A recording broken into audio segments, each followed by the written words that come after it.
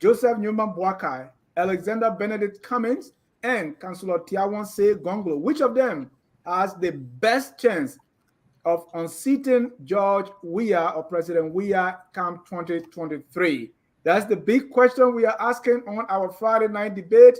And we have, representing the three candidates, each person has their supporter here, and we have an independent who is going to give us an independent critique. But before we go ahead, let me welcome my man, the man many regard as the political bulldog, right here on Focus on Liberia, Anthony C. Anthony, welcome to the show.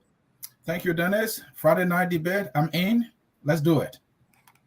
It's Friday night debate, and we're going to be looking at the key question on who is most likely has the best chance in the world to make George Weah a one-term president. Introducing first, representing Joseph Newman Boakai team. He is a supporter of the former Vice President Joseph Newman Boakai. That's George Cannon Tule. Mr. Tule, welcome to Friday night debate. Thank you, Dennis. Thank you, Anthony. It's a pleasure being here, even though the invitation was late, last minute of time, but I'm here, and I look forward to a fruitful exchange of views and ideas and divergence into this show. So I want to say welcome to even my compatriots out there. We will support different people, but at the end of the day, I believe we all love Mama Liberia. At the end, at the fore. So I want to say I'm glad to be here today. And there are no independents here. Everyone here has somebody they're supporting. Thank you. Also, welcoming, representing Team ABC, the call that he is going to be making the case for Mr. Alexander Benedict Commings. Let's welcome Janitor Tayo Dolake. Mr. Dolake, welcome to the show. Thanks so very kindly, Dennis, for the opportunity given me this evening in California here. And I'd appreciate that at least we are talking about we are one-term conversation. And so I'd appreciate being here. And that was coined by Ellis Commings that we will be a one-term president. So I love us to discuss it. Thank you. Thank you. We also want to welcome representing Team Gongloe, or he's going to be making the case for Councillor Tiawanse Gongloe that he has the best chance to unseat President Weah is Ambule Mame. Mr. Mame, welcome to the show.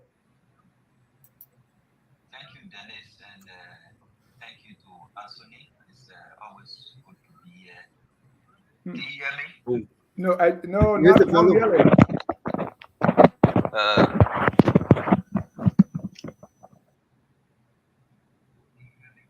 You are muted. Use the headset again, but with the mic. Let's see. Straighten the matter this. Okay. All right, we can hear you. Is it okay now? Yes. Yes. It's okay, but it's not optimal. It's not optimal. Okay, we'll try to make it optimal as we go on. But basically, I just wanted to say thank you for the invite, and it's good to be here talking about Liberia. It's good that the panelists have one agenda, and that agenda is to, unseat President Weah and install a government for the people. So it's good to be here.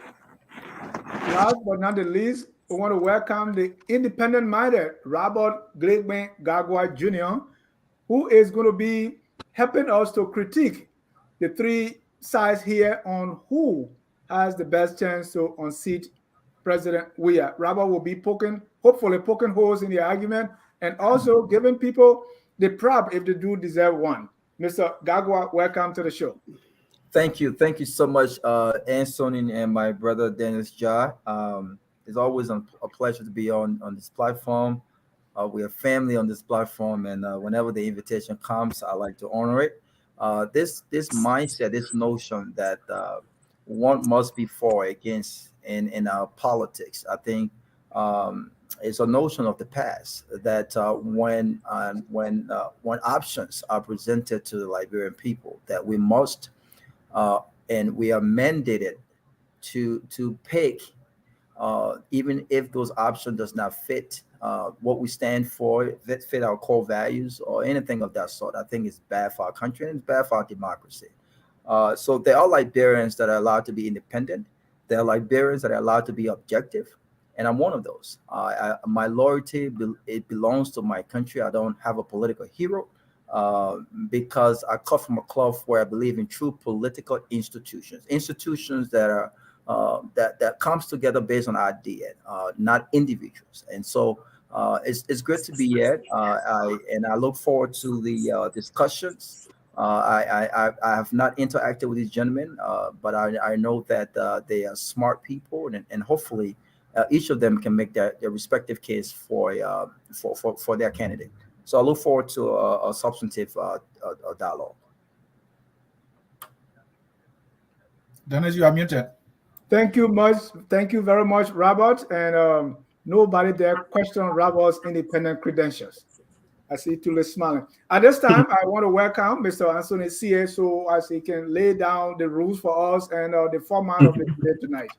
Mr. Weah. Thank you, Dennis. Today's debate format is very simple. There will be an introductory question, and the debaters will be given the opportunity to use 3 minutes to lay out 5 key reasons why the person they're supporting stands the best chance of unseating President Weah comes 2023. And then we'll go into the second segment of the debate, where they will have the opportunity to drill down on the 5 key issues of reason that will be used, they will be using individually to support why the candidate they support stands the best chance of defeating President Weah. Along the way, Robert Gagwa, who is unquestionable independent here, will be doing critique. Will also help focus on Liberia to ask some questions, because he too has some questions for the candidates. That is why he's independent in the first place. And there will be a reporter, there will be responses from the debaters. We, the moderators, will come in to ask questions when we see the need to do so. That will be the format of the debate for this Friday night. Dennis, Friday night debate, let's get started.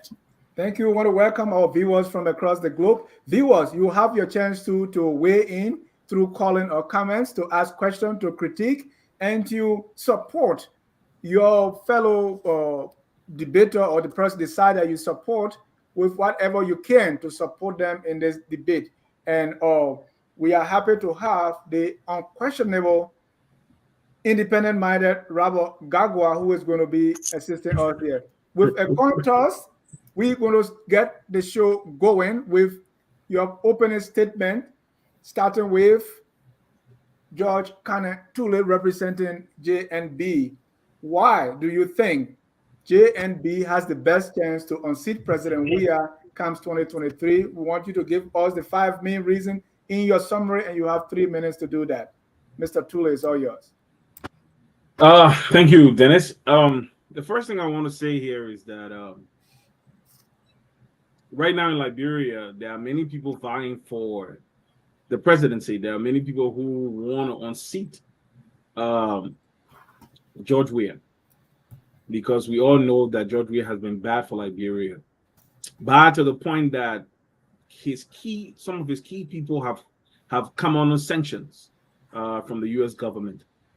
That in itself is like a TKO for any Liberian leader, because we know for the well that they will not just get involved in our body politic.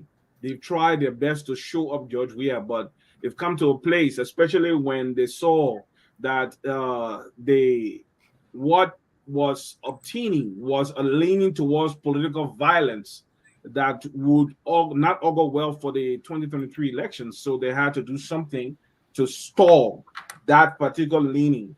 And like I always tell people, there's nothing that goes on in Liberia those people are not aware of. They are plugged into our system. They own everything, to be honest with you. And they say, he who pays the piper dictates the tune. Those people are aware of everything. They tap into. The people have tapped into governments. Sorry, Mr. Tule, let me interrupt you for a minute, because we want to divide the time equally. So we want you to go into, I want to restart the clock. So that you go into, tonight is, I know people will talk about George Weah, obviously, because he's the president, but let us make the reason why your candidate has the best chance. Give us 5 reasons in a summary. And the clock starts right now. All right, 5 reasons quickly. George, why Joseph Boakai is, for me, the forerunner in the opposition, and by the grace of God, will become president after 2023 elections. One, I believe that he has the political experience. Joseph Boakai was vice president for 12 years. We all know that there wasn't very good working relationship between he and his boss, but he was vice president for 12 years, and he has been in government for 25 years. And we saw that the base, and he held key positions. So the first thing I want to say is that Joseph Boakai knows how things work in Liberia. There's there many people coming to the fray right now wanting to run government do not know how things work. Joseph Boga has been on the ground, never left Liberia. He understands the paradigms that informs the decisions that Liberians make. He understands the issue of corruption, and he is well placed. He has shown not to be perfect, but to have values and principles. So the first thing is he knows how things work. Secondly, he has shown that he's not a corrupt person. Joseph Boca has been around. Yeah, we know that the system is so corrupt, and there are times that you will get affected by acts of corruption. It may not be your own doing; it may be doing by people around you and the system that you're in. But one of the things I know about Joseph Boca, like I said, when it comes to corruption, he himself is so disciplined. He himself has so much fiscal control, fiscal discipline. People even accuse him of being very cheap, but he's not cheap. He just believes that if he will spend money, it has to be budgeted.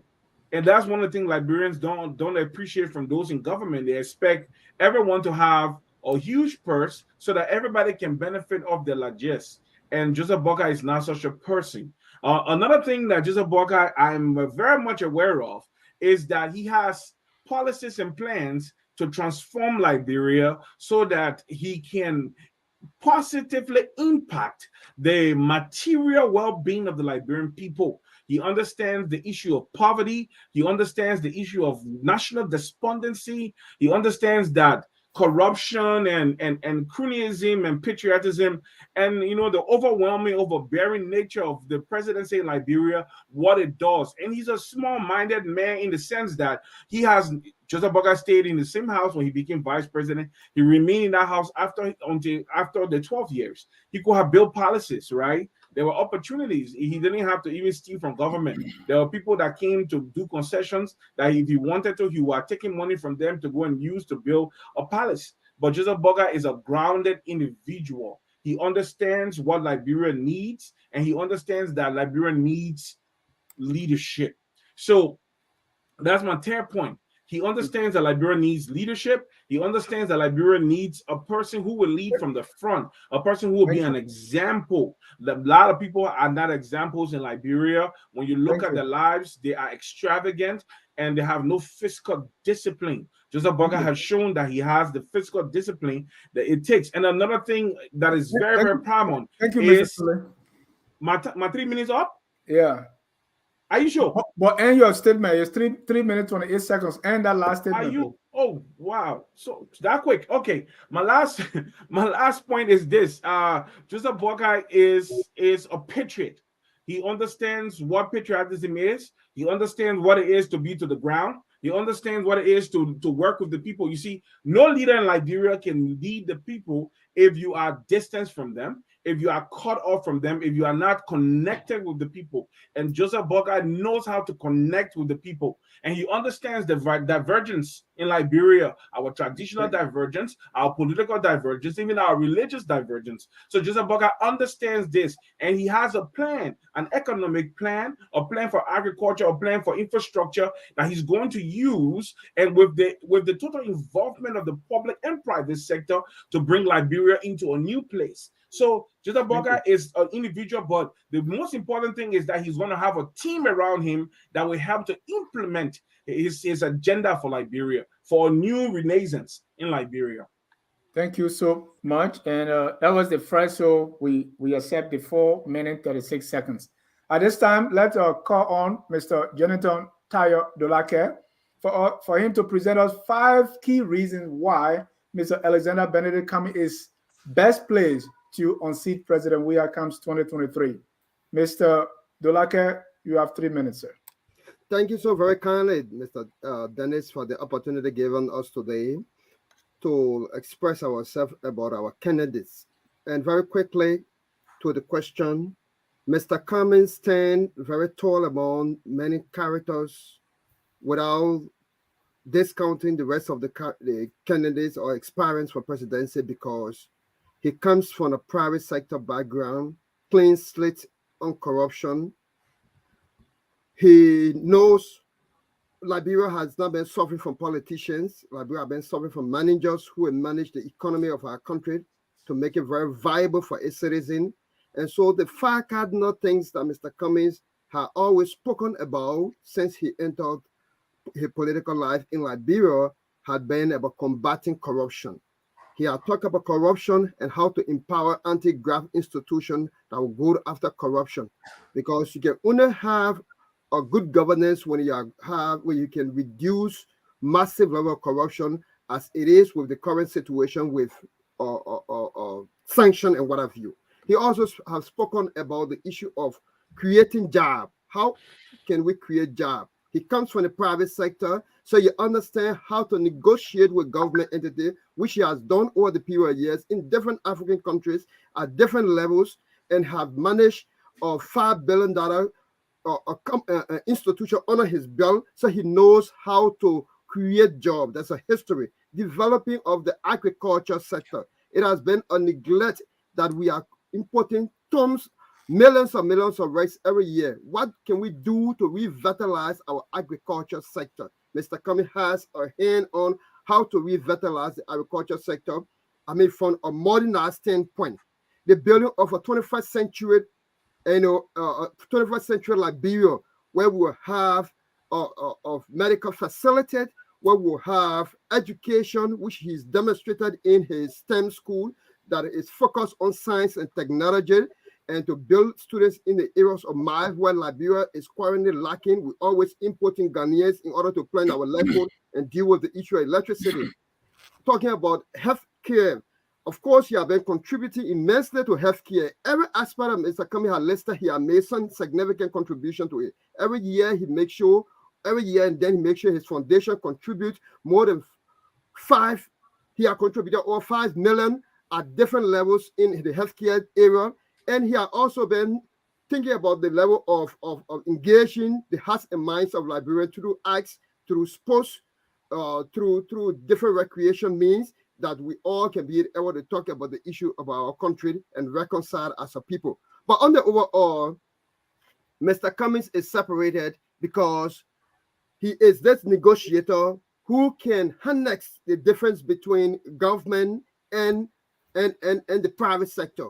Because private at one end makes profit, government at one end ends and contributes service to our people. And so he's the person who cut between both the private and the public sector and can make our economy to revitalize. And he comes with that clean, corruption-free, no dent on his character, with endless contribution to our country. Thank you so very much, Mr. At this time, we go to Mr. Ambula Mame to present to us why he thinks Councillor Tiawan say Gongloe has the best chance. Mr. Mame, your 3 minutes begin right now.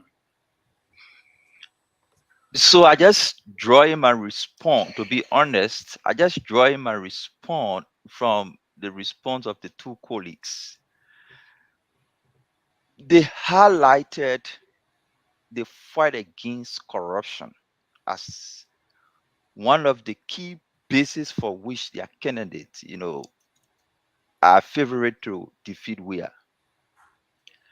When they highlight the fight against corruption, that message resonates with the ordinary Liberians. It resonates with the intellectual class. It resonates with the poor civil servants. It resonates with our international partners. The fight against corruption in Liberia is the fundamental headwind to the growth of our country. If Liberia defeats corruption today, in the next 3 years, Liberia could be declared a middle income country. The only thing stopping our country from growing is corruption. Today, you hear President talk about we want to move the budget to $1 billion. Liberia is raising more than $1 billion, but less than $1 billion is being reported. So the fundamental problem we are faced with as a country is how to bring corruption under control, save resources, and divest or invest those resources into growth corridors. Of all the candidates in the race, the only candidate known, tested, and proven to be an anti-corruption czar in Liberia is Gongloe. I'm putting Gongloe in a separate bracket in terms of the fight against corruption. Boakai is not corrupt. That was the presentation. That's why we see it to be.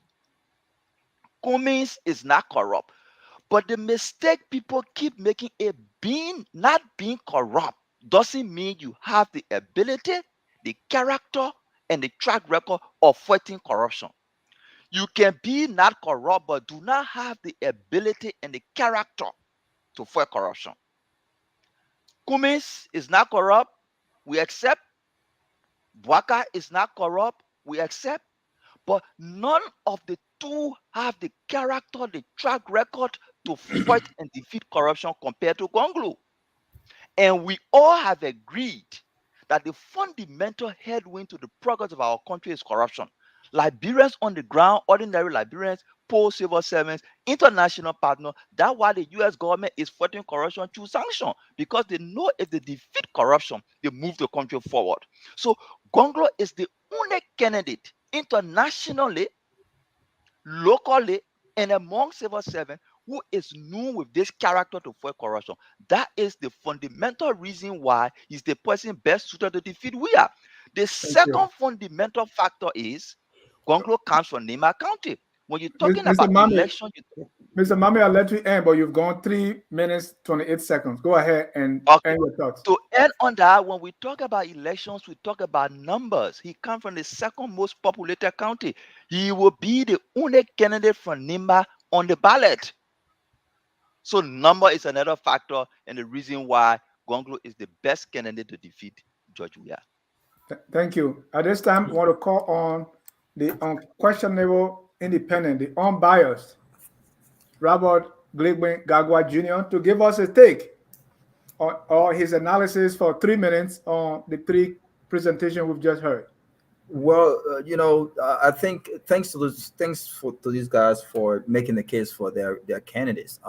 I'll start with Joseph Boakai, and I guess that we're going to ask a few questions as we go through. When we get to the second part. But I think George pointed out some salient points with regards to Boakai and why Boakai is the best. But some of the things he mentioned about Boakai has been in public service for 25 years. He's been he's experienced. He understands the country, so forth and so on. Well, a lot of Liberians though will question, and as we go, I'm going to ask some of those questions. Given all of his experiences, has Joseph Boakai proven in respective areas when given the opportunity to serve? Has he made the necessary impact? Has he used his experience to his advantage? And we're not going to talk about the 25 years he's been in public service, and we respect the fact that he's been in public service for that long. But when a man of his caliber has been in public service for such a long time, many Liberians will look to see what has he done. What are some of the things that he's championed?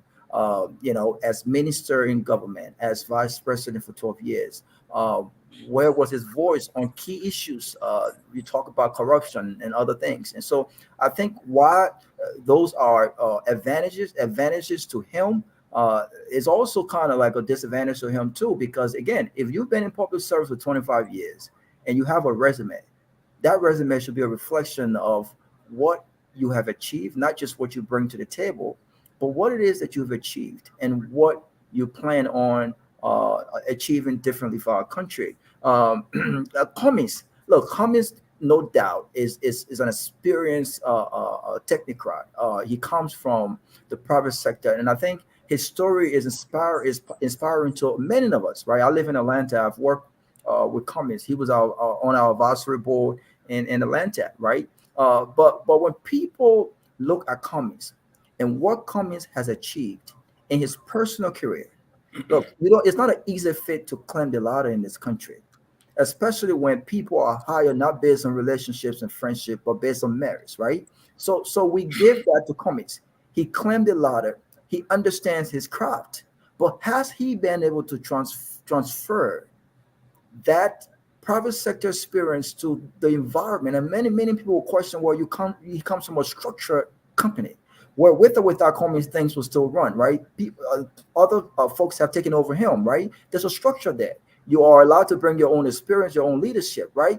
But when you go to an environment where there's no structure like barriers, where the laws are not implemented, even though we have some of the best laws, how can you transform that? So the private sector and government are two different things. And has he really proven to be the guy who understands government as opposed to the private sector? If he was applying for a private sector job, of course, and an executive level, then the other candidates, he might have an advantage over them. But when we were talking government and all of what comes with that environment and what he has exhibited over the past few years, does he have what it takes to actually lead our country? I think those are all valid points. But we're going to get to the question. Gongloe, look, no doubt, Gongloe is a patriot. I have a few questions and a few reservations about Gongloe as well. He's working couple of government, but I think he also proved to be a guy who stands for something. His last job, when he didn't believe in certain things during the Ellen Johnson, so he left government. He didn't just talk; he left. Right? When you are a man and a leader, people look to see what decisions you will take. Decisions that reflect your principles, your integrity, and what you stand for. That's good on his part.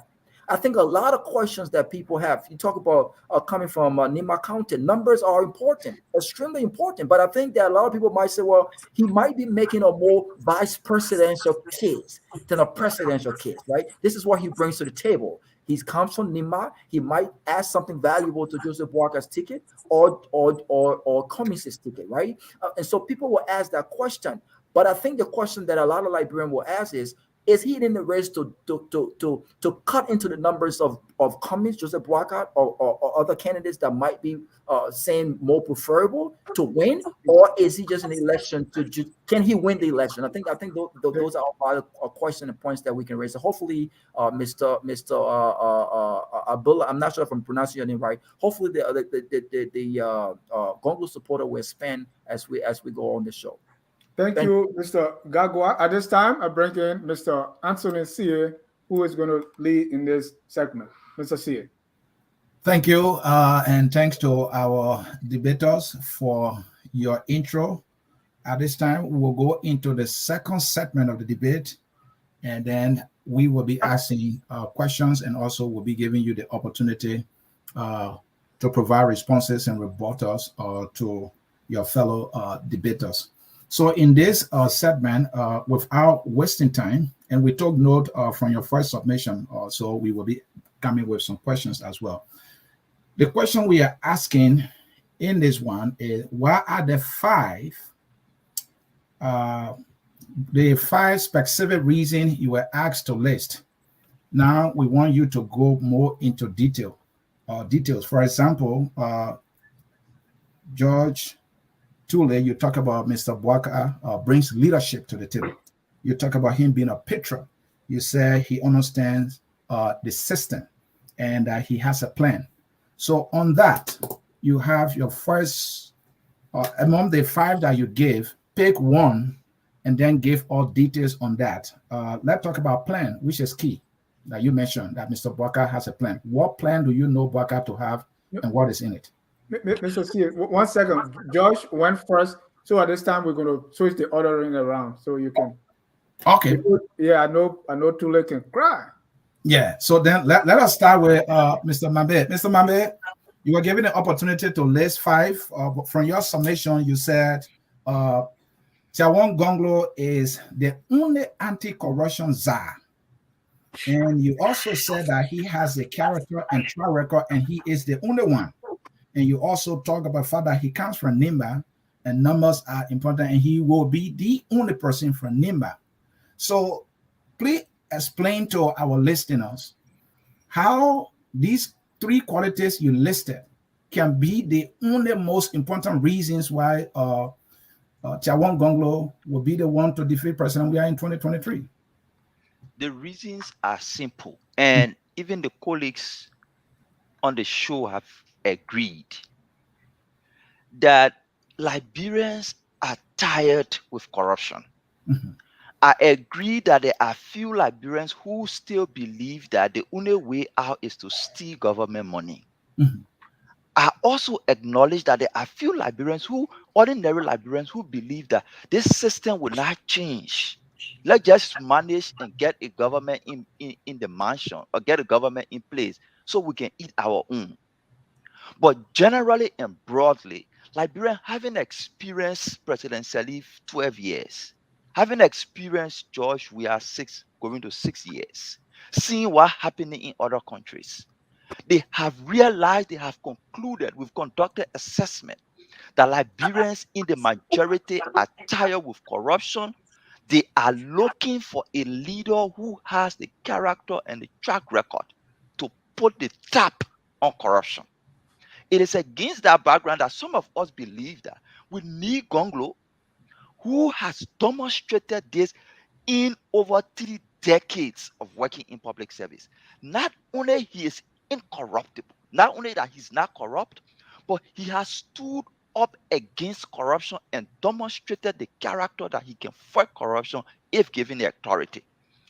He was elected president of the Liberia Bar Association. We're not giving theory. In practice, he took over an institution that was in deficit and left it with up to 100,000 in savings. That's the character we're talking about. Before he left, they conducted an audit of his administration. So the summary of what I'm saying here is our fundamental problem in the country is corruption. First, we are seeking a leader who has their character, courage, and have demonstrated it over time to fight corruption. No candidate has the anti-corruption character as Gongloe. You could be a candidate that is not corrupt, maybe through your private sector where you did not steal, through your public sector where you did not steal. But in terms of standing in front and fighting corruption as the arrowhead, no candidate has that record besides Gongloe. And because Liberians, let me let my thought, and because Liberians have resolved that corruption, have considered corruption as the fundamental root cause of their problem, and have resolved to fight corruption through leadership, they will vote for Gongloe so Gongloe can fight corruption for them.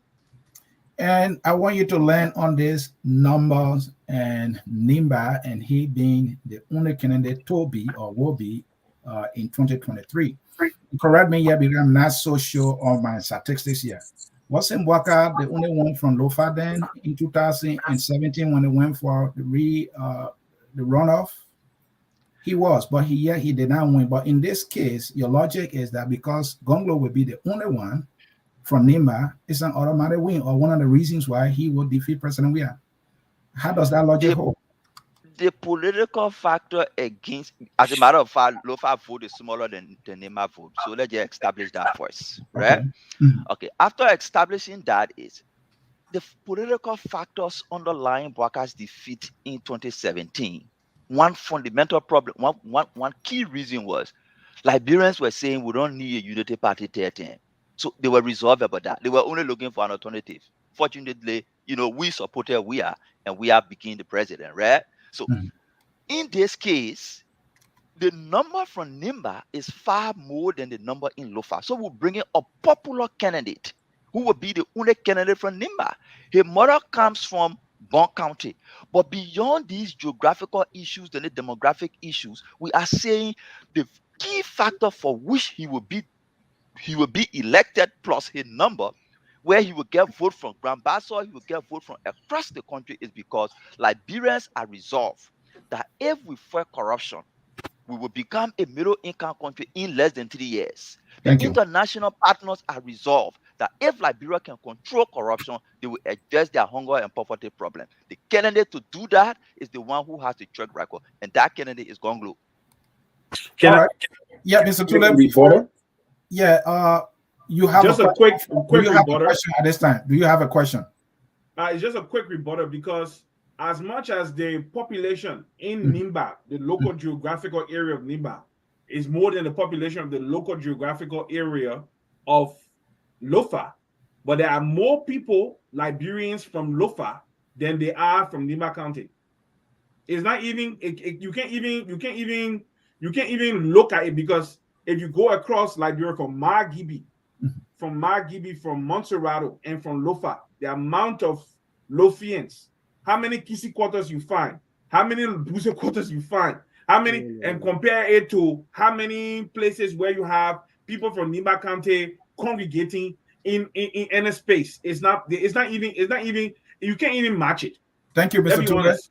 Let's come to Jonathan here. Jonathan, any rebuttal, any response to Mr. Mambe? And I was shaking his finger.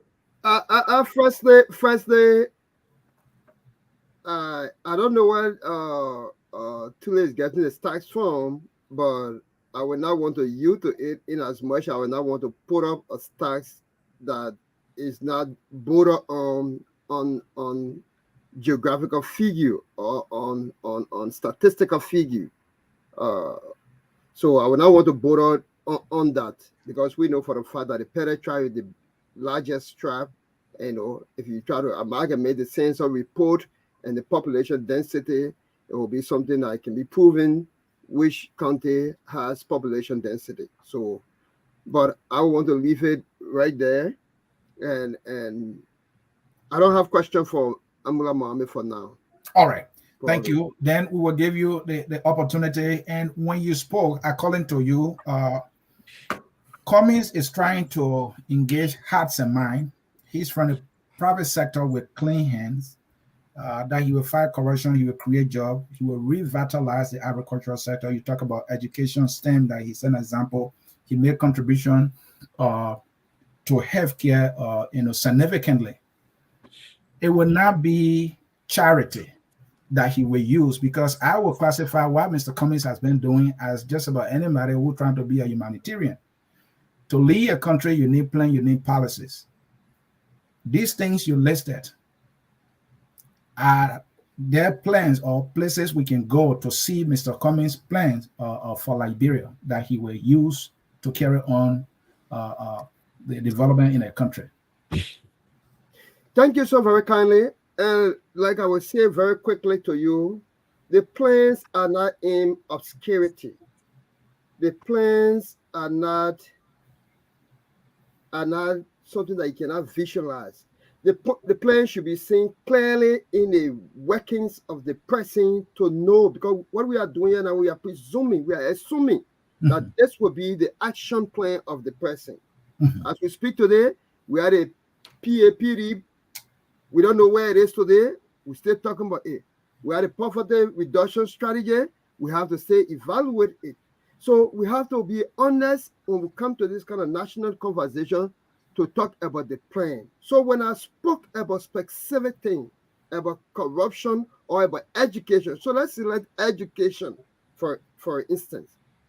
Mr. Cummings' endless contribution, and I agree with you, it's not going to be a philanthropic, contribution that Mr. Cummings is going to be making. He must work with the resources of the Liberian people, put it into proper use, that can have the needed gold. So let's come to education. Mr. Cummings was once appointed on the BDRI. He has been somebody who is very passionate about education. And because he has been passionate about education, he believes that if given the national leadership of the country, he will drive towards education. He influenced The decision of Coca-Cola coming up with a STEM school that up to today he spent almost $25,000 on an annual to subsidize that school. Why?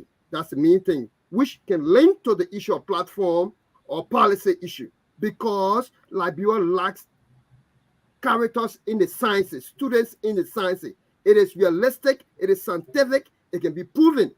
When we speak about the issue of electricity in our country, we have to bring most of the Ghanaians. That is why he empowered Bidari when he served on that board when Madam Sadi appointed him, because everyone cannot just be in tertiary education, master, PhD. Who's going to plan the light posts? Who's going to deal with the laying of pipes? So he saw that there's a need that Bidari is sustained, is equipped, is electrified so that the students can acquire the basic education that is so required. So when we speak about specific area, they are pointing example as to how he will handle it. In the issue of healthcare, it has been countlessly said he has influenced Coca-Cola to have come with huge support of medical supply during the border fight. Even during the COVID fight, he was in the pipeline. So if he has a resources of the country, he will know how to distribute it so that it touches specific sector in terms of the policy, so that it be able to help not only with the issue of healthcare or curative measure, but with preventive measure that can stop curative from occurring. And I want you to learn on there. You talk about revitalizing the agricultural sector. Can we point at anything, or do you have anything to direct us to that Commings has done in the area of agriculture for which it should be trusted by country to revitalize the agricultural sector of our country? What I can do right now is that I know that he has a plan or demonstrated pointed areas as to how that plan will work. I cannot state it for a fight. I know that are you telling us that he has a plan for agriculture? Is that what I'm hearing? He certainly has a plan for agriculture to modernize our agriculture sector, because on the records, we import millions of dollars every year. We are the country with a rainfall country. We are a country that densely has of forests, and we are unable to utilize it. And why we are unable to utilize it? Because of some of the corrupt practices that we currently have, where 14 million plus was meant for subsidy of rice, and then up to now, importers have not gotten that rice. How can you reduce that 14 million to 10 million and take 5 million and deposit it into agriculture? Like you said again, Mr. Cummings cannot be a philanthropist on all national issues. He must take a stand on specific ones, and where there are needs for national resources, those national resources should be deployed, that it will bring the needed feedback in terms of development. Thank you, and that is why we would like to see the Commings plan. We'll bring in our independent guy here. You don't have Tule yet. Oh, okay, Mr. Tule, I apologize. Mr. Tule, you talk about Mr. Boakai bringing leadership to the table, giving his long time of service in government. You say he's a patriot. You talk about he understands the system, and so he is best suited to transform the system, and that he has plans. Please speak to these issues you raise as the key reasons why Boakai is best suited to succeed President Weah, or will defeat President Weah. One of the things that Boakai has going for him is that the fact is he comes from the second largest political party in Liberia, and he's in league with at least 90% of the constituency of the third largest political party in Liberia. That alone gives him a very large advantage. Okay, we know that Liberty Party has their issues, but the Liberty partisans themselves, the bulk of the partisans, are with Yombli, and Yombli is with Joe Boakai, and that means the rest of us, the bulk of us, the overwhelming majority of us are with Joseph Boakai. That gives him a very big advantage, because you see, let me say this: we can talk about everything we want to talk about. The issue of population, like I said it here, and the statistics are there to prove. Jonathan mentioned the Pele tribe. There's a district in Lofa County that is predominantly Pele. Salaye district is predominantly Pele. Let me just let you know. That's why the Pele people are almost 800,000 in Liberia, because we even have apart from having the whole Bon County, they have a district in Lofa that is predominantly Pele. So when you add all the Lofians up by the census, we are more than the people from Nima County. So, but that's not the issue. The issue here is we have the numbers.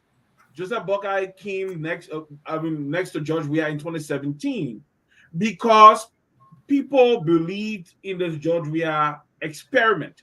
They wanted to test the water with George Weah. The fact is, we had to remove this guy. We had to clear the doubt. If he will become president, what will he do? That thing will have hung over Liberia forever. Okay, so bringing him into the fold, giving him the job, and we have seen that he has been an abysmal failure. Joseph Boakai came second to him last term around, and this time around, and when Joseph Boakai came second to him, understand something, he did not have the full support of Liberty Party like he does today. He did not have the full support. In fact, Charles Bronski said, anybody who wants to support any political party or politician, go ahead and do it. But for me, I will remain neutral. And as a result, the party did not throw their weight behind Joseph Boakai like they are doing today. So that is one of the first thing I want to say that cuts him, that sets him apart from the whole, the whole field of opposition politicians. He is an elder statesman.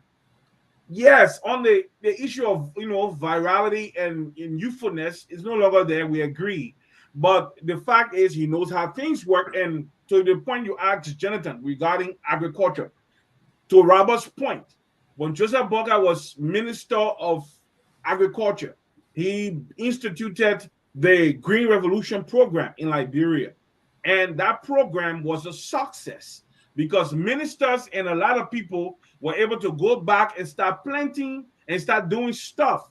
Unfortunately, he lost his job because he had a problem with as the board chair of LPMC. That's why Joseph Boakai lost that job. He was the board chair of LPMC, and the lady who was at LPMC at that time was one of the concubines of the president. And the reason why I know about this is because my father was on that board. Okay, at that very moment. If you don't mind, you talk about patriotism, you talk about understanding the system and that he has plans. I thought you would speak to those more about. But I'm speaking to them because the fact, listen, all this thing we're talking, at the end of the day, Robert said and bear me with this, it boils down to numbers.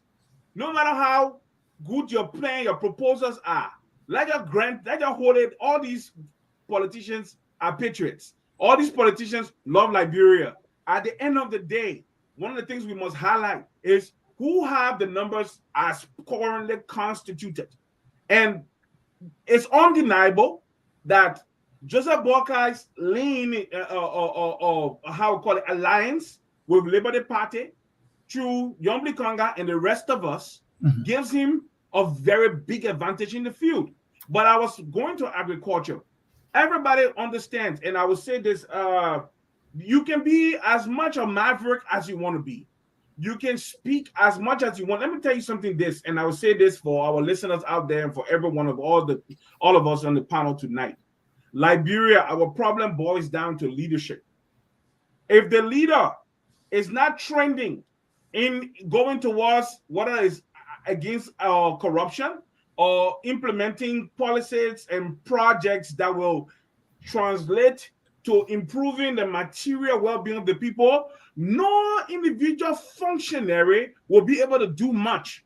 Because when you start to become a maverick, when you start to become a reformer as an individual, you will be casting a negative light on your boss who is corrupt. And at the end of the day, you will be shown the door. I gave you a common example. And my man is right. Why Gongloe left the Ministry of Labor? Somebody said they sent him to the Ministry of is it Post and Telecommunications after Labor? And then he left the government. But the issue around it was he wasn't doing the bidding of his boss. That carte blanche leadership by fiat. So as a result, Joseph Boakai has been a governmental functionary working at the behest of his boss. Thank you. If you can only do as much as your boss allows you as a minister in Liberian government. So to my point, Joseph Boakai has a very good plan towards agriculture. He understands, and I will be very quick. He understands that Liberia, for right now, we buy between 150 million to 200 million US dollar worth of rice. Thank you. One of the plans that we have is that within the first 5 years, 50 million of that money will come into the local economy. We will incentivize farmers to grow rice so that the money that is being spent out of Liberia will be spent locally, and think about 50 million circulating the local economy, how it will impact the lives of local farmers and the communities they come from. Thank you. And we'll bring in Robert, and then we'll do the rebuttals and responses. Robert, no, I was saying on Robert's first points. I just wanted to push back on his first point before he can push back on our first point. The first point was just his opening, so you can't respond to that until he drilled down deeper. So please allow Robert to come in. Okay, and Robert, okay. You have raised one major issue on each of the candidates when you had your first submission. On Boakai, you said, where was Boakai's voice all along for which he should be trusted now? That was the question you were asking. And to that, I want you to what kind of voice you're looking for. There are many people that have voices, including you. Put yourself on the ballot, you may not get elected. So I want you to speak to that when you say, where will Boakai, what are you actually looking for? What kind of voice? And how has voice even helped to elect anybody in Liberia? I want you to speak to that. And Commings, you said he has done extremely well in the private sector, but you are questioning whether the skills he exhibited that led him to success, he has been able to transfer them, to political leadership. You are yet to see that. In a terrain like Liberia, how can you easily transfer your skills in Liberia for you to have success in such a relative period of time? Are you not asking Commings for the ocean in a place that is completely, not functional enough? Then when it came to Gongloe, you said Gongloe is a patriot. At least he stands for something, but you think he's auditioning for VP. Why you think the man who is so good, who stands for something, who is a patriot, can be president, and you are subjecting him to being VP? Please explain. Well, let's start with the last one. Gongloe. Look, Gongloe, I've done my research, and I've spoken to some folks who have known Gongloe for quite a while, including my pops. And some people that are currently around him. By the way, look, there are lots of intellectuals, lots of people who have told me some great things about this man. The question that they have with regards to other candidates, those questions does not necessarily surround Gongloe with regards to corruption, the lack of integrity, things of that nature. They've also spoken highly of the kind of lawyer that he is. But my question with Gongloe though is, look, he says something very profound in doing one of his interviews. In 2006, he served as a Solicitor General, and I think that legally he played an integral role in the turnover of Charles Taylor to the head for crimes against humanity in Sierra Leone, right? And one thing that he said was, as a lawyer, I strongly believe everyone who is accused of crime should be given his day in court. The thing is, Liberia is part of the Committee of Nations and several international treaties that it has an obligation to fulfill. Now, just looking out,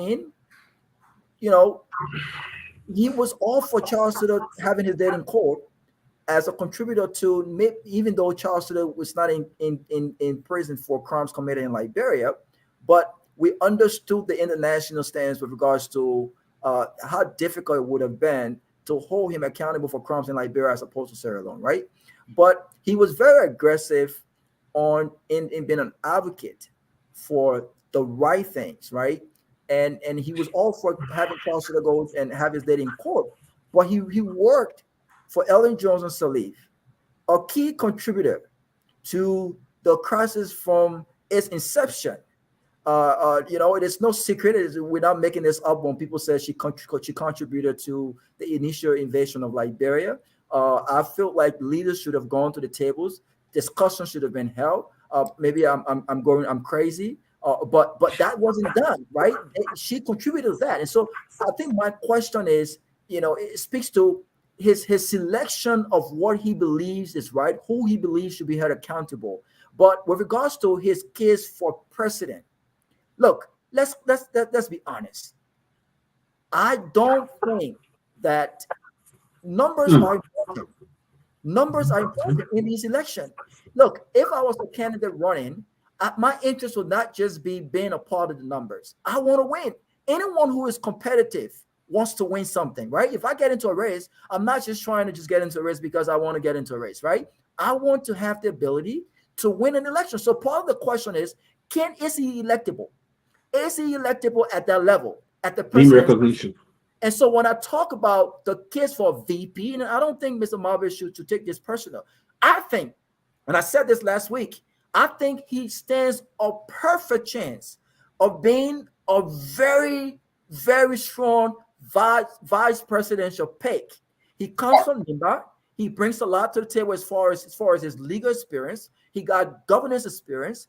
You know what? If I was Cummings, I'll be looking at this guy like, wait a minute. Should we be having a conversation? Because that's what Cummings lack. Cummings have corporate experience, managerial experience. He worked in the private sector. He's proven himself. But does he have that governance experience? Well, others in the race question his ability, his experience in government. Look, it happened in 2007 with Obama. A lot of people say, I love this guy. He's a two-term senator in his Senate. Even though we like him over John McCain, who's been in government for over 40 years, does he have the foreign policy experience? And you know what Obama did to shut that off? He went for Vice President Joe Biden, and no one could question that. So his case for the presidency, I think, is difficult. His case for VP pick, I think, is great. And so that's where I was going. With regards to J&B, look, I keep hearing people talk about these numbers. Are we going to wait for Gongloe to take 30 minutes? Oh, but the man, no, I'm taking 1 minute for each. The man asked me. No, but Gongloe, you don't talk more than 5 minutes. Guess what? I will do 1 minute on the last two. You talk about the numbers, Joseph Boakai numbers. Look, when I talk about, tribal politics is dangerous for our country. Let's put it this way. When people question Cummings about his base, I think it's wrong. I think every Liberian who's on the ballot, every presidential candidate should have the opportunity to make his or her case to the Liberian people. Let the Liberian people choose who will become the next president based on the vision and plans of these candidates. Yes, having a base is important, but this tribal thing about, this Nimba, I'm from Lofa, this is my base. Well, are you being president of Nimba County? Is the goal to be president of Lofa County? Is the goal to be president of Bon County? I think it's dangerous. But when I talk about Joseph Boakai's voice, here's what I'm talking about. During his debate, he said, I was a parked car. And the question that I asked them was, who parked that car? Did Ellen Johnson Sirleaf park that car? Or was that car voluntarily parked by the individual himself who owns the car? Look, when you work in government, I understand there are certain things you cannot say. But are you telling me that certain things you cannot say even when you're on the campaign trail like he was in 2017? He said we squander opportunities. Yet and still, he did not speak on what opportunities were squandered. So if you're squandering opportunities and you're giving opportunity to serve the people, and every time you're given the same opportunities, you prove to be filled.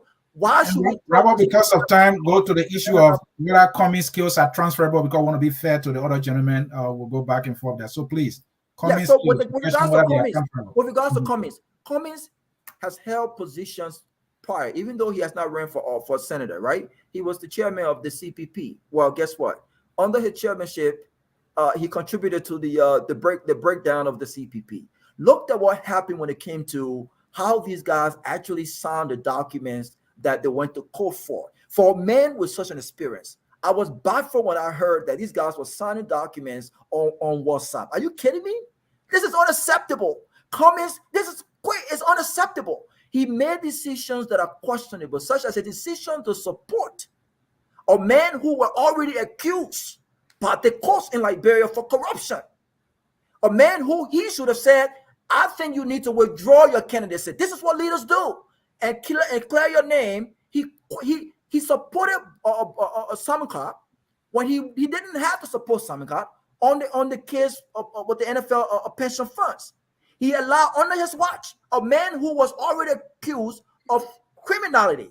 He defended that. He allowed this man to work. Every position, every key decisions Commings has been given the opportunity to make in government, in governance, has been questionable and has been hair squashing. Thank you. Dennis? Right.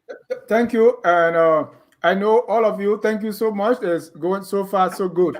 Before the rebuttal, before each of you come to engage each other, here is what I want to do because I have not heard it. Okay. Each of you are presenting your candidate, you know, how good the candidate is. The question here tonight is who has the best chance to unseat Weah? So now, how do you get a chance to unseat somebody is when you get the votes. So I want the three of you to go one last round to tell me and tell the viewers how is your candidate going to get the vote so that's to defeat Weah, because we know that Weah, the CDC, you know, from 2005 has been winning in the first round all through, right? We also know about the money from the CDC that they're going to use. Everything that you have said, no matter how good your candidate is, it has to translate into vote. Okay? How does your candidate going to take all the, we know, like for instance, Mambe, you say, this candidate is corruption free, is this, is that. But how is he going to get Liberians to vote for him so that he will win? This is the case I want all of you to make right now for 2 minutes each, and then we're going to go into the question and answer, your rebuttals, and everything else. This time again, I can go. This time we'll start with we started with you first, so this time we start with Jonathan. Jonathan, tell me, with everything good, all the plans, everything else, how is Commings going to get all the vote to defeat Weah? How does he get 50+1 so that he becomes president to unseat Weah? This is the last place I want you to go, and then we'll do the question and answer. How is whatever you are saying, how is it going to sway the voters? Do voters normally respond to someone with corporate experience, for example? So three of you should give me the meat how your candidate is going to be able to get the 50+1 to win. First, let me be very scientific about the 50+1 vote to win election in this kind of situation. And that is where we come in with the thought, just to entice the audience. I feel very scientifically that nobody can win 50+1 vote to take on the first slate, to be very honest with you and genuine. And the second thing here is that how do we think that we can galvanize the vote that will put us in the position to end President Weah's first term when we should qualify for the second term the runoff of the elections. I believe that we can qualify for the runoff because Liberians are already accepted Alice Commings' conversation that Weah must be a one-term president and become a diction for all of us today. He has continuously pressed on Weah corruption and misguidance of governance posture, and to the extent to which today our international partners have sanctioned President Weah based on his misgivings and things that he has not done. But very importantly, you don't rather the votes of the people in an elusive wordings, words without action. It must be done through a demonstrable efforts. So when we speak here, we don't just speak about Mr. Commings will do this in the future. When I speak about a vocational school currently that Liberians need to be schooled how to handle specific things. In Kawe that Mr. Commings is currently undertaking, that students are graduating for their daily basis. When I speak how a Liberian impacted when you talk the politics, that will be moved to know that what you are saying politically can be done administratively. Is that the AME University graduate program today based on his contribution, he has turned to Commings' innovative program. That is the basis that I'm speaking on. I'm pointing to tangible every time I speak. So Mr. Commings can do this because he comes from the corporate background. And how can the corporate background tie into the vote aspect? Liberia is a poor economy, mismanaged by kleptocrats who are criminals, who have been very corrupt. And coming from a corporate background, he will know how to engage a small economy like Liberia in order to tap on the gains that Liberians should benefit out of that corporate and government engagement. And that is where Mr. Commings can be able to tap in on the different food. He has stayed in Liberia. He remained vocal in Liberia. He has been engaged in Liberia. He has recommended to the president, and where needs be, he has contributed to the governance system. So that is why today we have a conversation between President Weah and Mr. Commings. Thank you. Apply to a communication because he has elevated that conversation so highly. Thank you. Thank you. Mr. Tule, given everything that you have said about former Vice President Joseph Newman Boakai, my question is, how is Mr. Boakai going to get the vote that will be able to defeat President Weah? Looking at what President Weah also has in his favor. Okay, let me say something to you. In this race, that Commings and Gongloe playing catch up.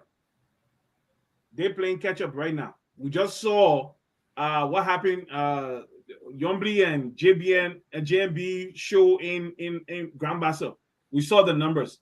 Let me tell you something, Robert. I don't care what you say about politics. We'll come to the rebuttal. I want you to respond to the question. No, not rebuttal. I'm giving my points to. Okay, it's my point. I get it because we're going to come to that. You give this guy the chance to talk. No. I want you to go to the question. You said nothing. You were mute. As soon as I started talking, you interrupted me. Why? No. You are going to Robert. I want you to answer the question. I have the right to. It's my time. I can call his name. Because he said something. Not just rebuttal, but it's part of my point. He said Liberian politics should not be either geopolitical. It should not be tribal. All right, it should be based on what the candidates is on merit. Let me put it that way. And I'm telling you that all the three candidates have good about them, have negatives about them. Okay, whether you look at it or not, they are all good men. But so I will look at something here. I can question Cummings' decision making, fine. But I would tell you that Joseph Boakai came without Labour Party supporting him. He came second in the last election.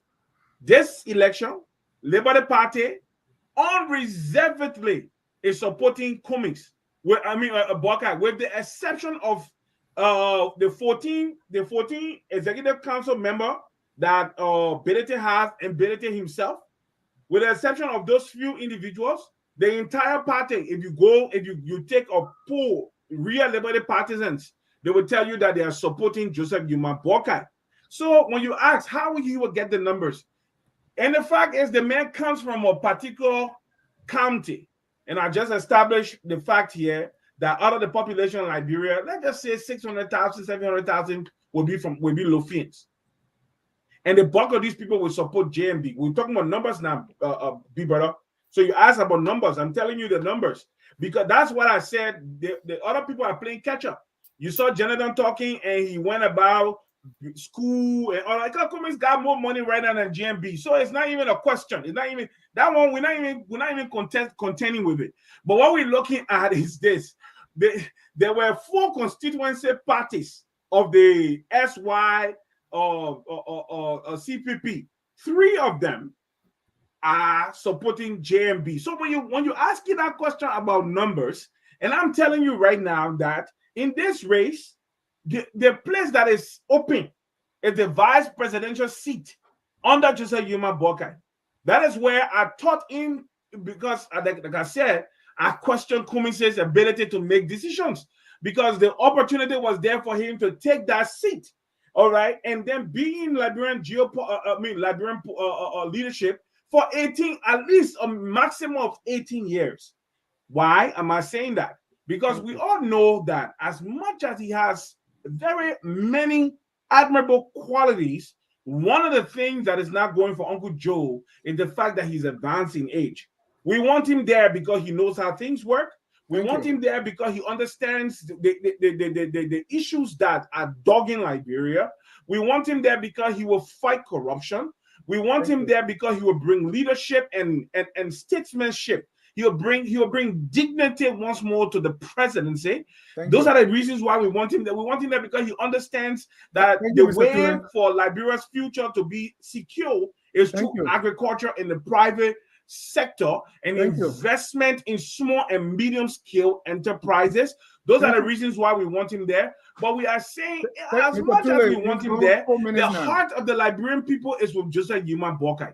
Thank you. Let me go to Mame. Mame, you've said all the good things about Councillor Gongloe. Tell me, how is he going to get, because everything you say is for nothing if he doesn't get the vote. So how is he going to get the vote to make Mr. Weah a one-term president? You are muted, please. Like I said before, we did a random sampling of Liberians on the key factors they will consider for their next president. What are the issues? Whether it's reconciliation, whether it's around understanding the economy, whether it's around anti-corruption, what has been outstanding in addressing Liberia problem, what has been left out for a long time is this character, this commitment, this track record of fighting and defeating corruption. Your question now is, how would Gongloe generate votes to be able to defeat Weah? My response to you is, Gongloe will generate votes to defeat Weah because whether it is seditions, not because they're not talking, whether it's Unity Party partisans, not only because the one who close to Boakai and feed out Boakai win today, I will be minister.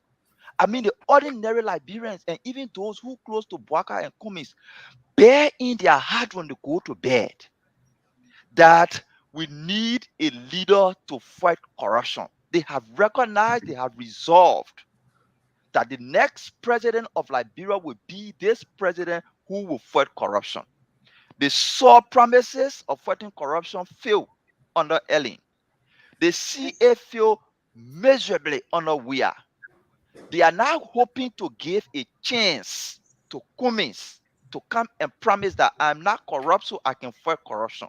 So Gongloe will get the vote because Liberians want a president who can fight corruption, who has demonstrated character and commitment to fight corruption, and they see that in Gongloe. That's the reason why that's the reason why I say Liberians across the board, except you. But we all on this platform, from your initial statement, agree that corruption is the major headwind to our problem. We agree on that. That's a common consensus among all Liberians, that we need a leader to fight corruption. So Liberians are desperately looking for a leader who can fight corruption, not a leader who can promise and fail. So the issue about trust.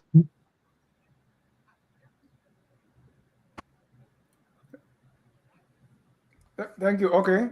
I mean, your line froze at the right time.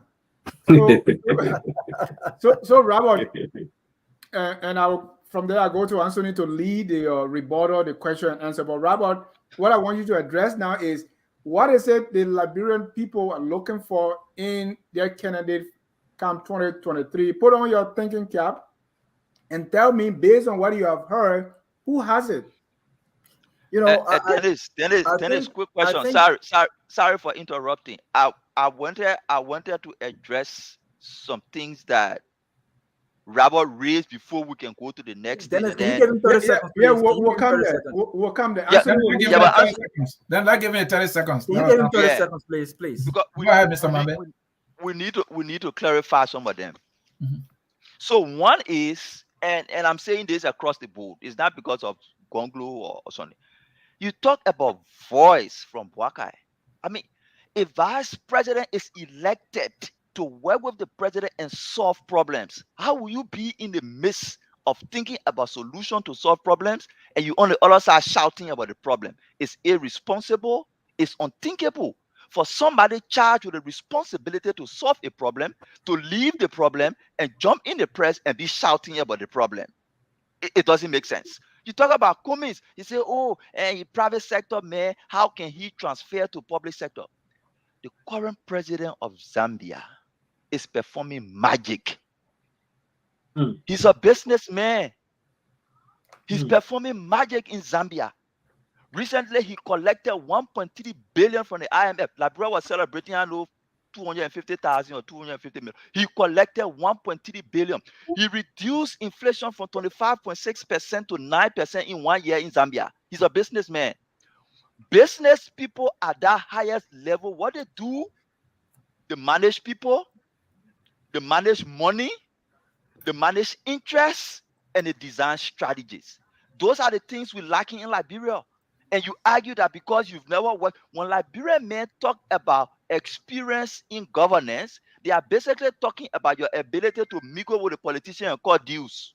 Thank you. That's the definition of experience in governance. Thank you. Cummings' experience in private sector is transferable because in private sector, they manage interests, they manage money, they manage people. When you're president, you manage interest, you manage money, you manage people. You know what? I agree with every single thing that you said, and I wasn't disagreeing with you. I'm not sure if you understood my response. Rabo, you got my question to you, right? Yeah. You want to go through the rebuttal. I want Anthony to lead that. So quickly, what I want you to address is everything that we've said, that they've said about each candidate amounts to nothing if that candidate doesn't have the vote. Right. What is it that the Liberian people are looking for in their candidate 2023, and which of the three, based on what they have said, have that? Look, I think that it's complicated with regards to what we are looking for as a country, right? So right now we know that there's a lack of leadership, not just from the executive branch of government, but our legislature as well. And we're lacking leadership across the board, right? We talk about corruption, the lack of the political will to fight corruption. That's an issue. We're talking about nepotism. We're talking about the lack of the vision to create jobs. There are many things that I think that are critical right now, right? But with regards to what the Liberian people are looking for, are we going to elect our next president based on these key issues, the bread and butter issues, right? If I was a guy in Nukutan or West Point, right, and I have a daughter or a son who I cannot afford to go to college or high school, pay that tuition, and I graduated college 4 or 5 years ago, and I cannot go to the private sector to compete and look for a job, right, based on merits. I think the question that I will be looking for and the things I'll be looking for in a candidate is, do you have the plan to get me back to work? Right now in Liberia, the government remains the highest employee.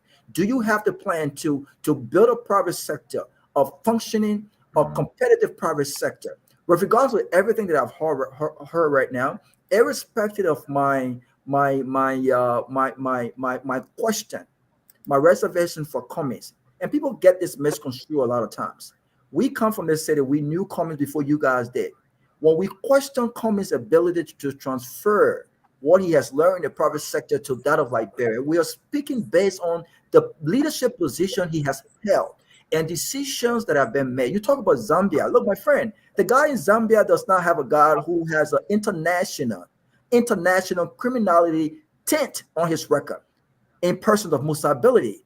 These people are business people. They understand their core responsibility and what it is that they need to succeed. And so if Cummings had went to Liberia and started a revolution, I would have been on board. We can do that. But this idea that we must mingle with the people who have brought us to where we are right now to get to the executive mansion is questionable. But if you consider all of what we are looking at right now, Cummings has a chance. I don't trust Joseph Boakai. And the only reason why I don't trust Joseph Boakai is because Joseph Boakai has the most experience. He's the elder in the room. And I don't think that his people have done a great job in telling Liberians, yes, he was vice president for 12 years. Yes, he was at the ministry, he worked at the agriculture ministry. He occupied this position, but he never had the ability to call the shots. But he has not been able to tell us, Here is what I would do differently. As the Joseph Boakai Unity Party, as the head of state under Unity Party, here is what I would do differently that Ellen Johnson did not do. He has not been able to thank you, Robert. Criticize Ellen Johnson Sirleaf, and that is very questionable. So I think Cummings stands a chance. But again, can Cummings turn things around and build? Cummings chance wet. I don't. Thank you. Good to see it. All right. You know how to make the guys go at it. Take it from me. All right. With that, folks, we want to say this is Focus on Liberia Friday Night Debate. If you are just joining us, we want to say welcome. We have Amula Mame representing Councillor Tiawan Gongloe. He's supporting him for president.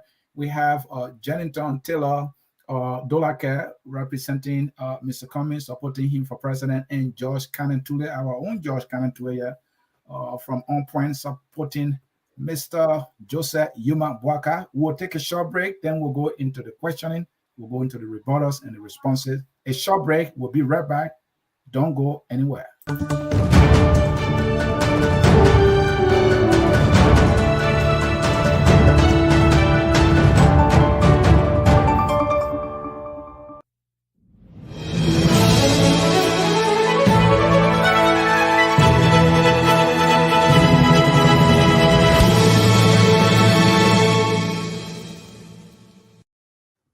All right, gentlemen, we are back. And to our listener, we are back with you. If you have questions, those of you watching, put your question in the comment section. We will take a look to see if we can ask some of your questions. Gentlemen, I'm coming back to you here. We're talking about winning here. There's something called collaboration. And the reason why I'm bringing this as a question, of all of the previous elections we see, when Ellen Johnson Sirleaf won, she put about 4 parties together. She ended up winning. When George Weah won, I think the same 4 parties came together. Going forward, it's most likely that the numbers that will get you there, you have to build collaboration. So we have the CPP. And then we have the CDC that is empowered to the Coalition for Democratic Change. So it is obvious now that collaboration works. And not only that, you need the money to get the job done. Because we saw what happened in Lofa. We were told there was no money on the Unity Party side to pay poor wages. What happened is another story. So my question, each of your candidates, if that one must win, collaboration should be given a serious consideration that will be supported with the money. And so I will start with George Kanentule. We heard about the DAL being put together to be used for Boakai. It's nowhere yet. Collaboration is key. Manual's collaboration or with collaboration and Manual's money, where does GMB stand? Bro, the Liberian people are resolved to make Joseph Boakai the next president of Liberia. Go into Liberia, talk to the people on the ground, and they will tell you. That's what I said unequivocally. I didn't stutter. I said it straight. I said Commings and what he named and Gongloe. Gongloe is not even on the field set because he doesn't have the name recognition. Outside of Monrovia, outside of educated people and stuff like that, and the people who got access to current information, Gongloe, nobody knows Gongloe across Liberia. They will not trust him. So I'm not saying he's a bad candidate. Don't get me wrong. He can do a good job. But the fact is, he doesn't have the name recognition. Cummings, on the other hand, we all know. So you asked the question about the collaboration. I already told you. Bernard Ayure, ALP, Yomdi Kanga Lawrence, Liberty Party, and Unity Party are already in a marriage. There are fine-tuning going on. There are some issues being worked out as we are speaking. By the end of the day, I said it here and I say it again. Elections in Liberia, you can shout and say whatever. Election in Liberia is tribal. Election in Liberia is geopolitical. Okay, election in Liberia, we are trying to make it meritorious because we know fully well that we need good people to lead the country. But I don't care how good a man is, Anthony. I don't care how good he is. He must have his tentacles already plugged in the electorate, as we are talking now. If you just come into the party, like my man Gongloe is coming to the party, and he's already late. The train has left the station already. Okay? And the reality here is this.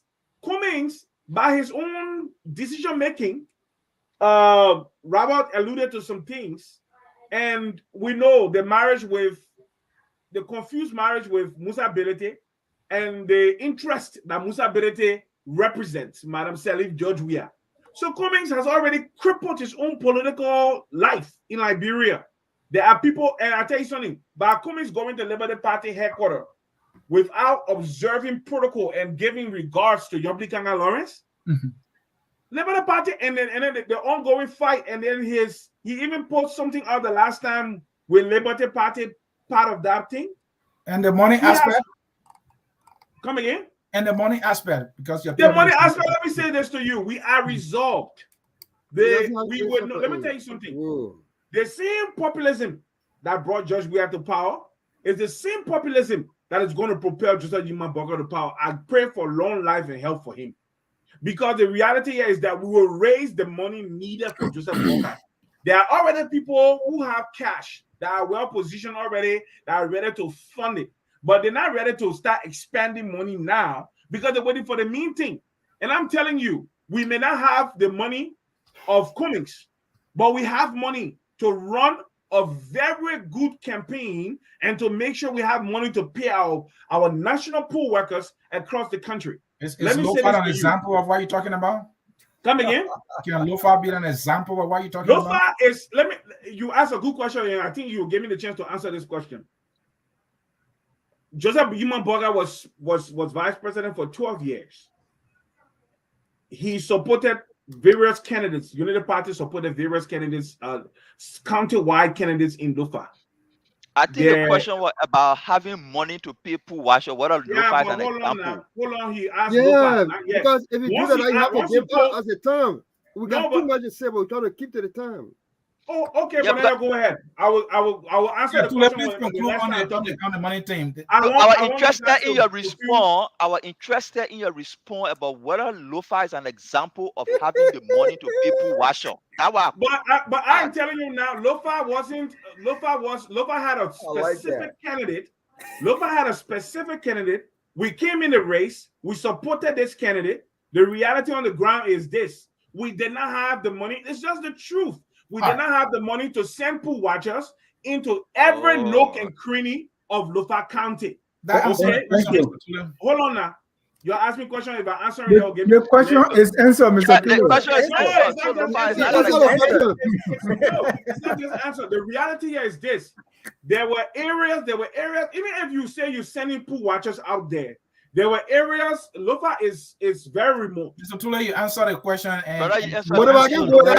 It's different. What about you go there? I had to qualify something here. Hold on, guys. I had to qualify something here. Do not juxtapose what happened in Lofa County to what will happen in a national election. I am saying to you what's today. About 2017? Was that a good example too? No, Mr. C, you still want to keep going. So let's leave it there. Let bring your colleagues in, please. But you guys answer my question, Mr. Tule. I appreciate it. I don't know. Wait, let me ask you guys a question honestly. When you ask a question, get a person chance. You see me, I can be very quiet when other people are answering. Let a person be able to exhaust their point. Everybody here talking. So if I start interrupting people and not giving them a chance to exhaustively answer the question, then I don't think it's being fair. But anyway, let's go ahead. It's okay. I understand. I'm always the outsider in these conversations. So I understand. You know why? Because the honest truth. Thank you, Mr. You know what? Let me say something to you. Every one of you here, with the exception of me, hate Joseph Boakai. And one of the reality is Mr. Tule, thank you. Mr. Tule, thank you. You answered the question, please. Yeah, but you are also very conscious of the fact that Mr. Tule, you answered the question. Thank you.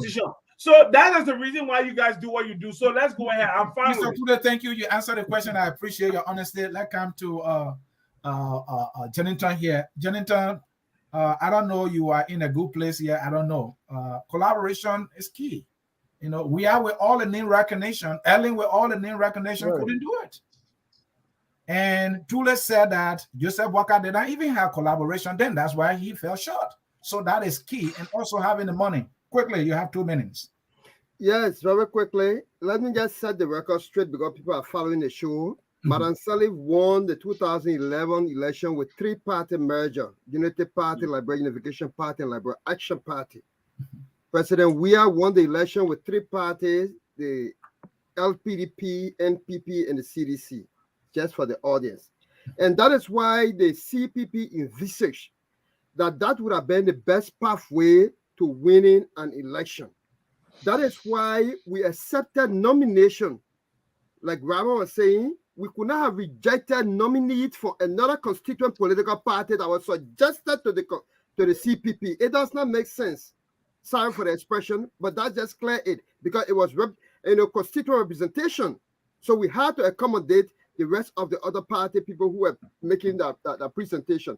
So yet we came to the point that the Unity Party and the UA chose to leave the CPP, which were quite unfortunate because the essence of bringing the collaboration together was to reduce the option of the Liberian people and have Liberian focus in a particular direction with a 3 layout counts that would have led to who becomes the political leader, standard bearer of the party, senatorial candidate or representative candidate. But unfortunately, the Unity Party chose to label us otherwise, and that was the story. So that story, Mr. Comey has success story concerning it, and that success story was also transferred to the issue of the new CPP between the Liberty Party, headed by the chairman, recognized by the National Elections Commission, a body that is regulating political parties in our country, and the Alternative National Congress. So it is on the book. It is done by my making. The Liberty Party is recognized by the National Elections Commission. And the CPP is now recognized by the National Elections Commission, the regulatory body. And for someone to ask me, why did we allow a Liberian Musa ability to be part of political process? It means that person has his own judicial, quasi-judicial process that he can try people in before a Liberian can affiliate with a political institution. And that one, we cannot pass judgment on it from our political standpoint. And then the money aspect. Mr. Dolaka, before you land, so talking about collaboration, do you really believe that the ANC and the Liberty Party, or what others believe has half of the Liberty Party, can that coalition do the magic? The first thing, and that has fallen short of the 3 political parties you listed as success stories. So yes, I agree, and that is why this current CPP arms is still open to new political parties to join. But you don't have Liberty Party. That's a lie. No, listen to me. Hold on now. Let your friend it's go. It's not I could not have rebutted to the things that you are saying. You already said clearly that Yombli and other people left with Boakai, and that is fairly true. And they have been having press conferences at other levels. The Liberty Party, to be a political party in Liberia, you must have a headquarters. This September, when we in, your party headquarters must be inspected. So I don't know when Madam Yombli Kanga headquarters will be inspected. I don't know who inspects her headquarters. So we don't have to go for that discussion. Who are the Liberty Party executive? Who are the National Advisory Council? Where are the county chair who gave power to Benete before the CPP signing ceremony in the most recent day? So those are people who make up the Liberty Party. So Madam Yombli Kanga and Delon cannot make a Liberty Party. So we are still in the process and talking to political parties, the like of the UPP, the like of the PLP, and other political parties that can see a wise to join with the CPP. The CPP arm open because you cannot win. And the money aspect, please close on the money aspect. Do you have the money?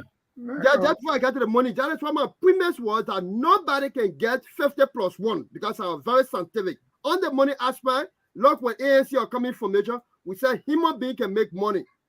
It was prior to Mr. Cummings coming. That was in 2012.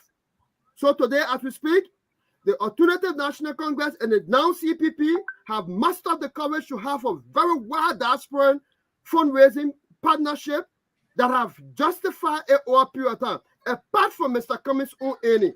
And I'd like to quickly say that we got the ability to feed candidates, to support candidates, to make sure we have pool washers in every nooks and corners of our country, even when it's inaccessible. Lastly, Mr. Cummings spending on Liberians, it is not because he's just gullible. It is because there are governmental gaps that are physically and realistically seen, like in the AME University. That is why he moved to the graduate program. Like in the vocational school that he got covered in cover, that is why he had to move there. Like in BWI, that is why Manasari appointed him there. Like in the science school, the STEM school he has, that is why he has moved in that direction to build up the capacity of young Liberians to be able to meet the conventional standard of science. Thank you. Where you will be. Thank you. Mame, people look at Councillor Gongloe as one man army. But let me let Anthony to continue that. And Dennis, I think you started the question very well. One man army, one political party, the LPP that's been around for so long, dispirited, no energy. People say that the progressive will resurrect, but I don't know the resurrection is even taking place. But the key question here, collaboration is key. Gongloe is on record that he will win it 65% in the first round. That is profoundly questionable. Without collaboration, political parties have not even been able to win that amount easily. And Mr. Gongloe is saying he's going to do it. Will there be collaboration, and will there be the money to fund the collaboration? So when you're talking about collaboration, I was just, running through my head when the Liberty Party or the ANC and the Unity Party folks were talking about collaboration. So now you have 1.5 party in a collaboration and another 1.5 party in another collaboration. But honestly, to be honest, one of the collaboration has its document, that is, the ANC with the LP, and the other one, they have South Liberty Party and Unity Party also working on something like that. That's cool. But the point we want to speak about collaboration before going specifically to Gongloe is, don't forget now, the CDC collaboration with the MPP were formed less than 1 year before the election in 2017. They were formed in November of 2016. So collaboration is good, but most time the process of collaboration is tricky. The process of collaboration comes with a lot of things. So it requires a lot more time into discussion and negotiation before you can consummate a collaboration. So the collaboration that won, they were established less than 1 year to election, and they won. So the Gongloe team is not a one-man army team. Let's get that clear. The second thing is, my first time hearing today that Gongloe is not a popular man with the ordinary people, except with the intellectual class. What we know is the reverse. Gongloe is not as popular with the intellectual group we call ourselves as compared to the ordinary people. A man who lived his life as a poor man lawyer representing indigent from 1980 to today. A man who represented Grandidians people who they charge for tracing when he goes Grandida, they gave him name and time to sleep in. Go Magibi County and ask Firestone workers on what Gongloe did with labor laws to be able to attach a little form of dignity to their labor in Magibi County. Go Nima. So market women, when they are arrested, Gongloe how come, where you come from? And say he's not popular with the ordinary people, but said the intellectual class. But regarding coalition, I just wanted to get that clarification. He's popular with the ordinary people. He lived his career, he lived that career with the ordinary people, representing their legal interests from 1980 to today. So you take that. Now, so talking about collaboration, yes, we need collaboration. Nobody can say they can go to election without collaboration, but the process to collaboration requires due diligence. Part of the reason why the CPP today we're having 2 different CPP and people complaining is because due diligence towards the process of collaboration was not carefully taken into consideration. So yes, Gongloe is preparing to collaborate. We'll collaborate with people. Regarding resources, our greater challenge towards the election is having the sufficient resources to fund our campaign. We cannot outrule that. And that is the reason why we're telling the millions of Liberians who believe that, oh yes, it is the time to fight corruption. It is a time to install a leader who can instill discipline in public service and ensure the rule of law. Commings talk about private sector. You cannot have private sector in the absence of the rule of law. And that's why Gongloe brings. In addition to fighting corruption, he comes with a clean track record of instilling the rule of law. So we're calling on all Liberians who believe that this is the wind of change. Gongloe is not only representing a party to be president. Gongloe is representing a revolution in our country. A revolution that says there must be discipline in public service. A revolution that says government must be not corrupt. A revolution that says we must put stop to corruption. That is the new Liberia he represents. So Thank you. Financial issues remain our challenge. And what we have decided to do now is to tell our millions of supporters who believe that this is the time for change to contribute towards advancing our campaign and our momentum to other people. And we are working on Thank that. you, Liberians are now responding. We can't announce it, but Liberians are responding with contribution towards this revolution for a new Liberia. Thank you. If you want to join the conversation, the number is on the screen, 605-313-6004. The code is 791-403#. And just if you are home or watch us on the big screen, we just got this screen. Dr. Abdullah Dukle is watching us on YouTube and is using the big screen. So if you are watching on the big screen and you want to share that with us, please feel free to do so. Once again, this is Focus on Liberia. It's our Friday night debate. And we are talking about who has the best chance to make President Weah a one-term president. Back to you, Anthony, why I get the phone lines ready. They are callers on the line already. Thank you. And then we will go to our independent guy to put on his unquestionable independent cap to do an analysis of the summation of this guy. Collaboration, money, is your turn. Look, I'm not gonna lie to you. And look, I like to be in the midst of smart people. It challenges me. You know what? It motivates me to be on my A game. And I gotta admit, all these guys are smart guys. I think this guy, my brother Ambly, I'm not sure what your name. I think he's making an effective case for Gongloe. It's very eloquent, and I think it's very, very effective.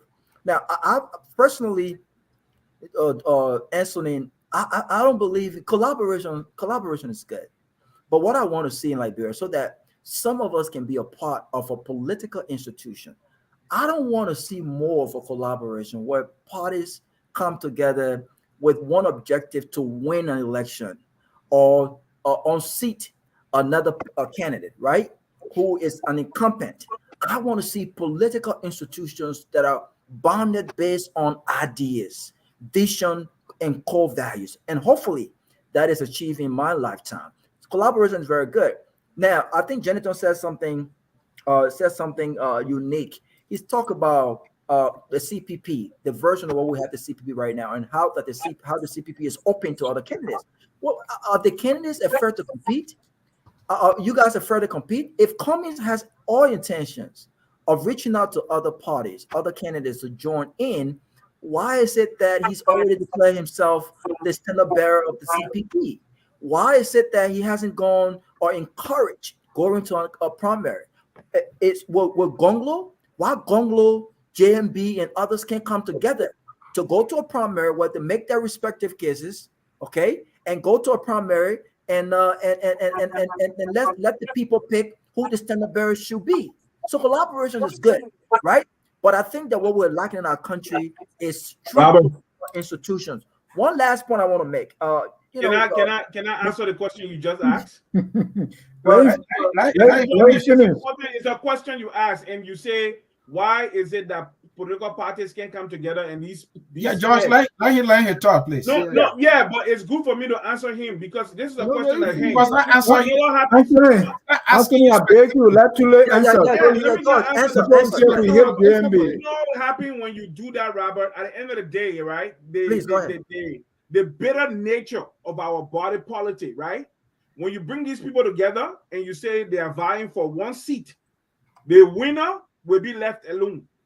The losers will depart in most cases. Even if he doesn't do it, it will be so acrimonious that it will end up being negative instead of bringing a good result. That's just what I know. And to the point, he asked specifically about the CPP coronet, because the Liberty Party has already endorsed, wherein the former CPP, everyone came on the table as equals.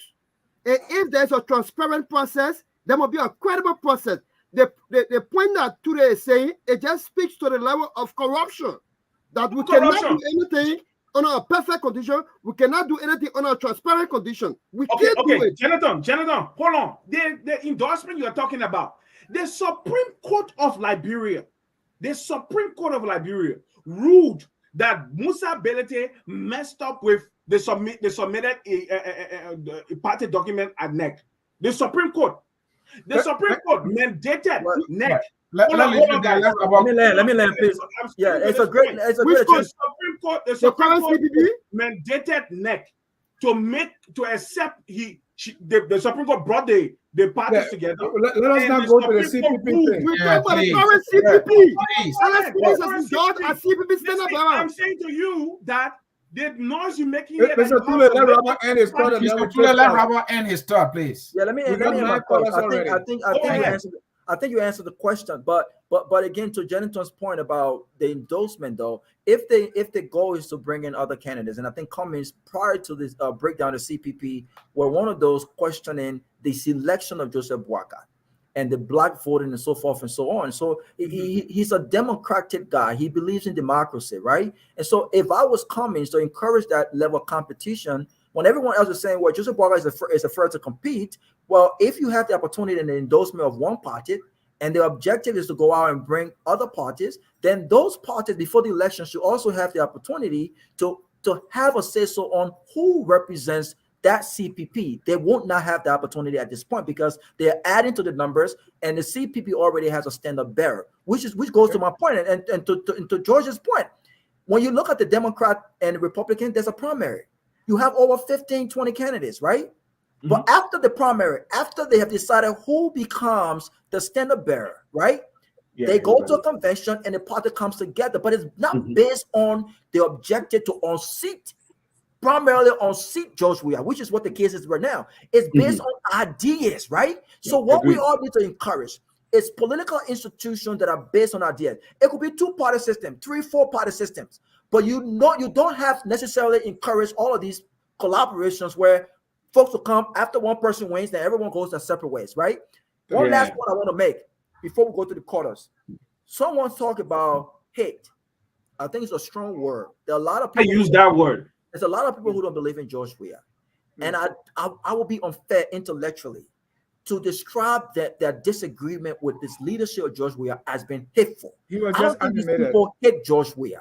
I think they love their country and they want to see a better leadership for that country. With regard to the money, Anthony, for George to admit that the United Party, the party that has been perceived as the biggest opposition party, I'm just quoting here, to not have enough money in an election just less than a year from the general election, to have poll watchers in Lofa County where the former vice president went, and not only went, but dedicated a place to build modern whatever school for the folks, right? If they didn't have money, enough money for that primary, what they had an independent or clustered independent, then it raises question as to what the strategy is to really raise money for the general election. I think that's troubling. I think that's very Robert. Thank you. At this time, we're going to go to our callers. Callers, if you call, please, none more than 1 minute so that we can have 1, 2, 3, 4, 5, 6, 7 minutes for the call. The first caller here is Mr. Elvis Morris. Elvis, if we have money here, we're gonna give you a prize for always being here and participating. Elvis, go ahead. Thank you. It's my favorite platform. I can't trade it for anything else. But I just want to give a big shout out to Mr. Tule, and we really miss you. I'm happy you're back on the platform. Thank you for coming back. I don't need your shout, bro. Shout out to Mr. Doloke. I think he does an excellent job defending Mr. Commings on various platforms. I kind of follow him. I think he does a great job. So Mr. Tule, I will give you this. I will be willing to maybe consider supporting JMB if he picks Gongloe as his running mate. I think that would be an excellent choice. Anybody outside of that would probably be a hard sell for me. But then again, I just want to thank you guys for the show tonight. I won't say too much, but shout out to Mr. Tule and to Mr. Dulake. I think they did a great job today. Except Mr. Tule saying that everybody on the platform hit JAP. That was a funny statement. But outside of that, I think the two of them did an excellent job on the show. Thank you again for taking my call, Mr. Jai. I appreciate it. Thank you. Let's go to our next caller. Houston, Texas area code. That's 281 area code 8849. Your name and where you calling from? Hey, how you doing? Great. John, this is to Conway. I was just trying to clarify something what Robert said with regards to the role Gongloe play in obtaining overall transfer to the special court. Okay. I think context is needed here. The Sterling Special Court was established by the Sterling government and the United Nations to prosecute those that were responsible for the Sterling War, those that was in violation of international humanitarian laws. And Gongloe, as a Solicitor General, represented Liberia. Liberia is part of a lot of international treaties, a lot of international humanitarian laws treaties. It wasn't Gongloe that took Taylor and said, look, this is Taylor, so you can have it. Liberia as a country was making sure that they live up to their obligation as United Nations members by making sure Taylor is turned over to that body. So I don't understand why people always try to mix oranges with apple. When you say Gongloe they didn't give Taylor a fair trial, or they didn't like Taylor have it. They didn't quote. Gongloe wasn't taking Taylor to court.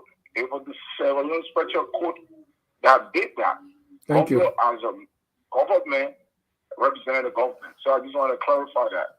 Thank you, Mr. Curry. I'm not sure he understood Robert.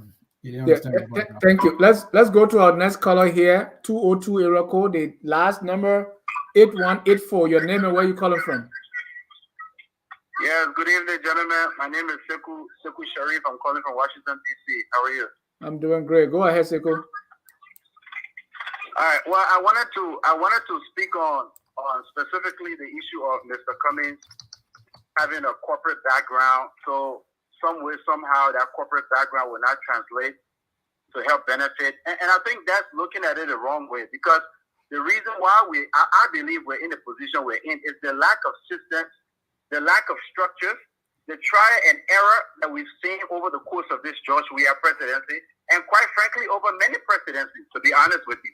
So Mr. Cummings, coming from a system-driven background, who has ran and led huge bureaucracy, human capital, systems and processes, I think that's exactly what our country needs. So when people try to make the case that, Cummings background from corporate America, but you're not working in Liberia, it tells me that they're missing the point. That's exactly, when you talk about transformation, you're not looking for people who's been doing what you've been doing before. The fact that Cummings come from an environment, and Cummings just doesn't come from that environment. Cummings actually has succeeded in driving bureaucracy. He succeeded in managing budgets, billions of dollars. He succeeded in driving human capital, human resources. That's exactly what our country needs. So when people try to make the case to the contrary, I think it's really baffling. And for anything to happen, I don't doubt that Gongloe is an honest man, honestly speaking. But having the will is not just alone. For anything to happen, you have to have both the will and the ability to do it. So Gongloe wants to fight corruption, great. But the bureaucracy underpinning those corruptions, he has to understand how to run those bureaucracy too. But Cummings come with the will and the ability. That's what we're saying. Thank you. So for the sake of time, I'll stop there. But I just want to thank you for the show. Thank you, guys. Thank you so much. This one, Gongloe Doma, is that it? 267 area code. Yeah. Go ahead. Yeah. Your name, where you calling from? And before you continue, callers, please be brief. And if you can also answer the question that we are asking tonight, which of the three has the best chance to unseat Mr. Weah 2023? Go ahead, Mr. Gongloe. All right. I have a question. Okay. The Liberian people are feeling sorry for JMB because of treatment Selim gives him. But I have a question for all of you about JMB. we seem to be saying that JMB is qualified to do the job. Why he didn't demonstrate any leadership in CPP as an ethnic statement, he sat there and the organization he put together broke down. Why he sat there and the CDC government crucified his own candidate from Lofa, the man who won the election in Lofa. He sat there, he kept quiet, and they defended him until they pushed him out. They took the position from him. What is the leadership he demonstrated in Liberia? Let me know. Thank you so much. Let's go to our next caller here, 984 area code. Your name and where you calling from? Good evening to everyone. My name is Thomas Kane. I'm calling from North Carolina. Go ahead, Tom. Thanks to everyone in studio, Amla, and the rest of the team. So there was this critical question that you asked. If any of these people are going to be the ones to beat Weah, where are they going to get their votes from? And I would have expected that the answers would have come more in terms of regions. I understand there's a panelist who is saying that we should move away from this issue of this person comes from this tribe, this person comes from this county, but sadly the reality is that's the way politics is looking. Even in this country where we all are, you know that there are red states, there are blue states, there are all other states that align with some people. Also, there are demographics that follow people. Don't take this from the CDC, their greatest demographic over the past years have been the youth. So I would really have expected that the answer was going to be either based on regions where somebody is going to draw their strength from, or which demographic they are going to draw their strength from. So I think that is a question that we really need to explore moving forward. I really don't think the answers that were provided actually stood up to the test. And as we move closer to 2017, we really need to be able to weigh on these questions to be able to see who has a better chance. And I think if we inform any of these candidates in terms of where their strengths are, it will help them to be able to either narrow down the ambition, because they all just think they can win, and the reality is it's not everyone that can actually be able to take on President Weah. Agree. Just defeat him. Thank you. Thank you so much, Tony. Let's go to our next caller. 651 area code, the last 4 digits, 9524. Your name and where you calling from? Well, good evening. I am Emmanuel Biantano. I'm calling from Minnesota. How are you guys doing today? Excellent, Emmanuel. Go ahead quickly. Well, I listened to you guys, and I've been following closely. The question at hand tonight has to do with who is the best candidate to unseat George Weah. Now, my problem is not who is the best candidate. What I haven't heard is the Liberian people. Because at the end of the day, the end of all government is to fulfill the social contract, is to serve the people. Now, on sitting George Weah, all of the candidates, what I see them do is to give promises to the Liberian people. And those promises are not provisions in the Constitution. So how can we hold the government or these candidates accountable when we elect them? Because that's what we've been doing all through. We vote for people based on promises. And at the end of the day, those promises are beyond the provisions in the Constitution. So we can hold them accountable. What are the guidelines, or what are the politicians now that you panelists are defending, like Commings, for example? What are the guidelines? What are the policies he's putting in place to ensure that his government is going to be held accountable constitutionally? Thank you. That's my question. And thank you very much. Thank you so much. The next caller here is Dusik Paul. Dusik, you're live. Yeah, so thank you, Mr. Jab, for taking my call. So just quick 2 points. I think Mr. Robert, is always complaining about, Mr. Commings' judgment because of his association with Mr. Belity. But again, just for the record, Mr. Commings, you have to see Mr. Commings more like a political Jesus, right? When Jesus came, Jesus did not come for the righteous, but rather the wicked. And I'm not saying, obviously it's not Jesus, but Mr. Commings always maintained that you can say everybody in Liberia is corrupt. So how you going to change the system if you don't at least win the election? I'm not saying any women's ability is corrupt, but let's just say for argument's sake, is what do you expect? So Mr. Commings have decided to build a bigger political base to win this election and hopefully transform this country. So there are so many actors in Liberia you have to work with to accomplish your goal. That's the dollar. Now, whether or not Mr. Ability is corrupt, I mean, every house will be proven. Okay. Now, my next point is this: the UP, party is always playing the victim. Oh, we don't have money. Oh, Commings got more money. But meanwhile, Mr. Blacker work as well. This will work. So I'm asking, focus on, please do an entire segment on Mr. Blacker's income for the 12 years that he worked in government, so we can know how much the papi really earned. Because based on the circumstantial evidence, Mr. Blacker will bring in, office will receive at least $2.4 million. So based on evidence, at least you're bringing home $500,000 a year. Within 12 years, that's about $5 to $6 million. So what did he do with his money? Why all the time, Commings got more money, Commings got more money? What did he do with his money? That's my last point is this. Thank you. Since he left office, I'm sorry, let me make you last one. Thank you, please. Since Mr. Blacker left office, the problem in Liberia is still remain, which is education, healthcare, or safe drinking water, which costs have this man ready to pick up to at least champion, to continue to help our people, but rather he's sitting down and waiting for him to get in office, for him to do whatever he wants to do, and he didn't do in 12 years. So please, let the post please victim, please again, let FOL do an entire segment on Mr. Blacker income so we can know how much the papi really earn. Thank you very much. Thank you. Let me get Mr. John Maulo. John, you're live. Yeah, good evening, panelists. I want to thank you for the show. Listen, let me start first with Robert.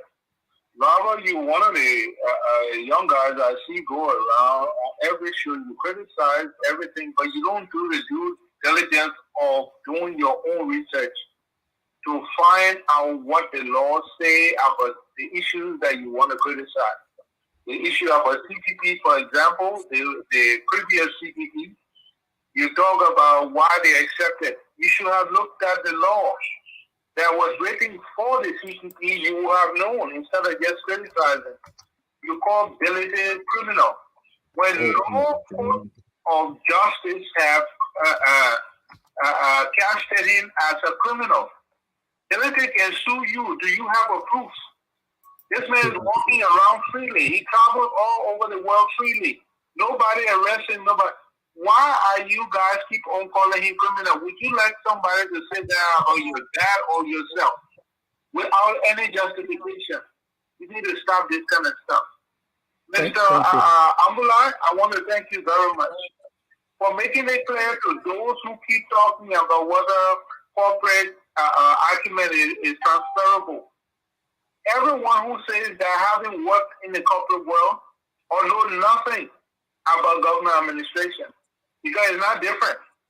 It's not different. One is for profit and the other is not. That's all. Thank you, John. So somebody who thinks they cannot be transferable, they don't know what they're talking about.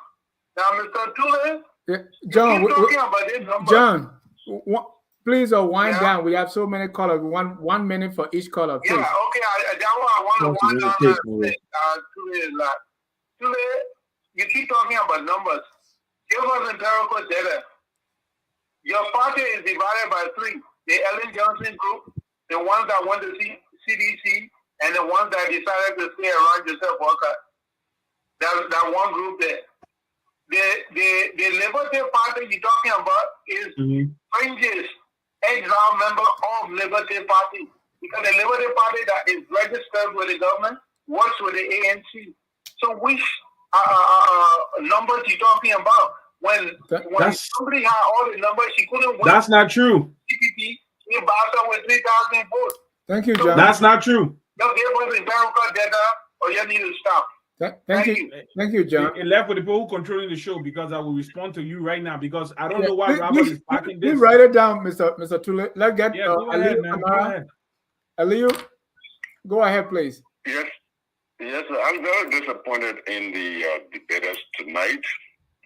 They made Anthony C. and Dennis Jar look like champions. These guys entirely failed to answer any question. All of them, Wow. all four of them. And Wow. and the question is, you know, who has a better chance and how? And none of them were able to even come close to answering such a simple question. Let me answer this question for you guys. First of all, let me just say that one Gongloe has name recognition, and anyone who says so is misleading themselves. And somebody who thinks that Commings is the best, I'm not saying he's not, but you should also take the complexity of Liberia into consideration when you name someone who is totally oblivion to the country, from culture to economy. I wish the guy who was spending on Taiwan Gongloe would have talked more about Taiwan than just corruption. Not for me, because I know a lot about Taiwan and I really love him, but I'm a GMB man. So let's answer this question. Joseph Nima Boakai has the best chance of winning in 2023, and let me tell you how.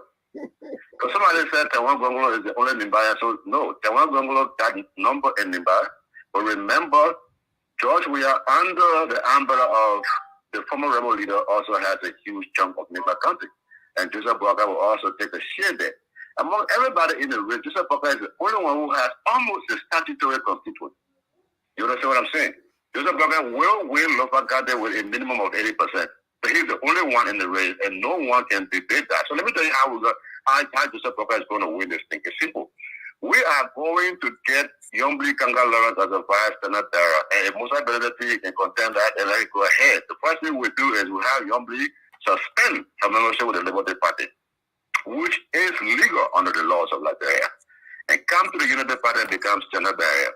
She and her team will be responsible for the Southeast. And then we already know that Moserado County, based on over 20 different polling in Moserado County, Joseph Nima Boakai has always won Moserado County. So we attack Moserado County. We're going to take Moserado County. Norfolk County is a given. So with these three areas, then we begin to fight for small places like River G County. We begin to fight for places like, we're not going to Brantford County. We obviously know what's going to happen. Thank you, Ali. You got 5 seconds left. Yeah. So, no, Joseph Boakai, mathematically speaking, Joseph Boakai has a better chance. And then you already see the mouth. It's right in front of you. You can see it. Thank you so much. Yeah, thank you. We have 3 callers here. Let's take them quickly. My panelists, I do apologize. We have so many callers. They want to. Is this Moses 401 area code 1433? Your name and where you calling from? This is Moses Salazar. I must say that I applaud each and every one of the panelists tonight, including the host. And I just want to make a couple of references. One of your previous callers made comment to us, Robert, and talked about Taiwan Gongloe now having to play a role in the prosecution of Mr. Taylor. As Solicitor General for a country, you are the chief constitutionalist in your country. Thank you. And Taiwan now wanted to participate in corrupt practices did not stall the movement of Charles Taylor towards the head. And I think that's what Roberts was trying to imply when he made that equivalent clear that Taiwan had a good record when he participated in that process. Because anybody else knowing how corrupt the country is would have stalled that process and would have been bought to delay the process and delay the entire hearing. But Taiwan, as Solicitor General, did not participate in that. Instead, he allowed the international law to take its course and not inflate on the international law anything that has to do with Liberian laws. That's number one. Number two is that the gentleman who's there, Abdullah, has been very outspoken about the rule of law. And everybody on the planet knows that. Economic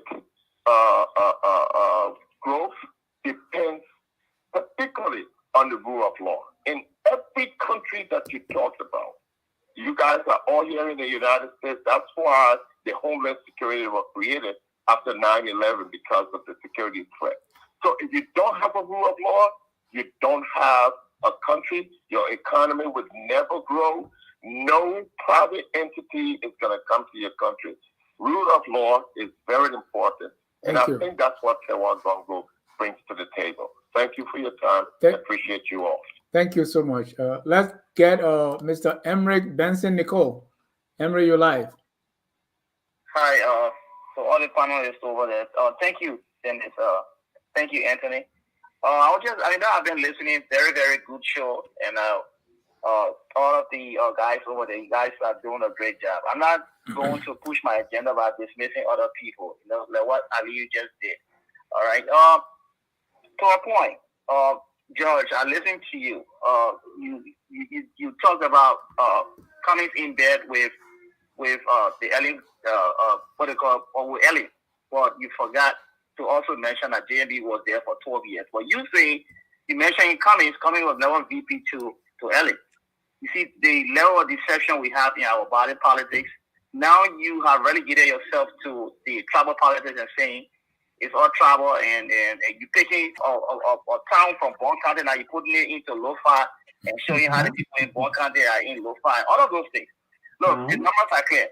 Let us be clear. The question asked, who has a better chance and how? Cummings has a better chance. One, it's a good thing to be an outsider. We have seen a history of people within being elected into the leadership. They have not done well. So it's about time that we do things differently by bringing someone anywhere, any corporation or anywhere. If you want to find someone who's going to change the culture of impunity, the culture of corruption, the culture of immorality, the culture of the lack of integrity. Anytime you want to bring something new, to bring a new dynamic to that system, you have to hire someone from outside, someone who's going to bring something different, who's going to refresh the system and bring in something new. To a point, you said, if you look at our country right now, we are not looking at the new voters. It's something that people are not paying attention to. We are talking about the votes that people had 2017 that's still in the bag, right? But yet and still, JMB was able to raise hands in District 13, in Lo-Fi, in Kipma, all those places. UP lost. You can tell that there's a distaste for UP in the whole country. UP lost. There's nowhere Joseph Boakai since 2017 where by elections so he lifted their hand and he won. There's no evidence to that. Let us be clear about it. Another thing, the new voters. We're going to look at the new voters. It's talking about the country. 64% of the population, young people. Have we looked into the number of young people that are going to be voting this time around? We haven't done that. Look at the voter registration. We don't even have up to 1,500,000 people that vote but this time around, everywhere I think the new entrant into this whole politics or election going to have their votes from the young voters, the new voters, and so. So thank you for giving me the opportunity. Thank you, Emric. Our last caller is that Masa Colley, 434 area code. Your name and where you calling from? Yeah, I'm calling from Virginia, and I believe somebody that your name. I missed your name. Your name, please. Yeah, I said my name is Masa Colley. Oh, okay, go ahead, Masa. And somebody believes that Boakai will win. Not that Boakai is really much qualified than Commings, but Commings does not have the numbers. Commings does not have the numbers. If you look at all of the statistics, we found out that there are about 8 tribes that are dominant. 8 ethnic groups that have the dominance. For example, the Bassa, the Kele, the Kru, the Loma, they are more dominant, the population, if you look at all the statistics that have been taken. And then, but when you come back to Mr. Boakai, you also know that, Bon County, okay, you can be assured of more than 50% of Bon County voting for Boakai. And for most of the other country, all the polls that have been taken, Boakai turned out to be the winner. Okay? So, Boakai is going to win Judge Weah I mean, overwhelmingly, George Weah has just failed. He's not fit to be a leader. Thank you. He's going to fail. He's not going to win. So, we should just wait and see that Boakai is going to win. And for your information, let me just make this clear. Okay. Right now, no one is able to go to Vondema. You cannot, no motor car is going to Vondema. All the roads are closed. Even if you go through Guinea? No, you can go through Guinea. Okay. You go to Guinea to go to Vondema? You cannot go to Boya. Okay. But then here is the president.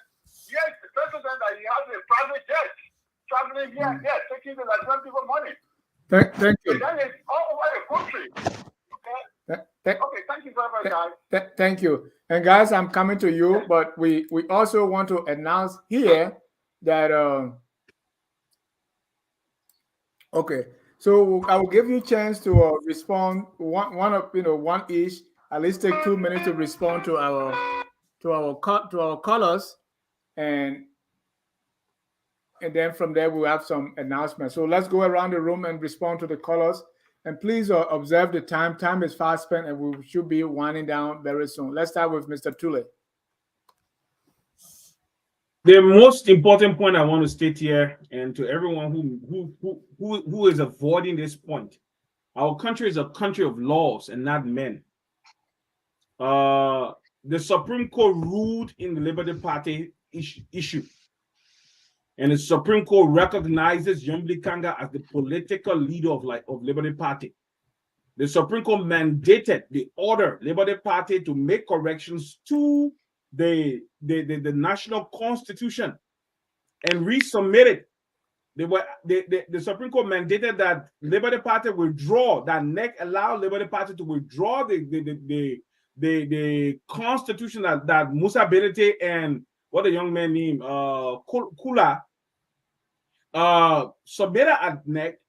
They were asked to remove that, to withdraw it, make corrections, and resubmit it. That is the Supreme Court, the highest ruling, the highest court in the land. And what did NEC do? Even Wilkins Wright was there, and Wilkins Wright told the justice in chambers that he didn't understand, as the representative, the legal representative of NEC.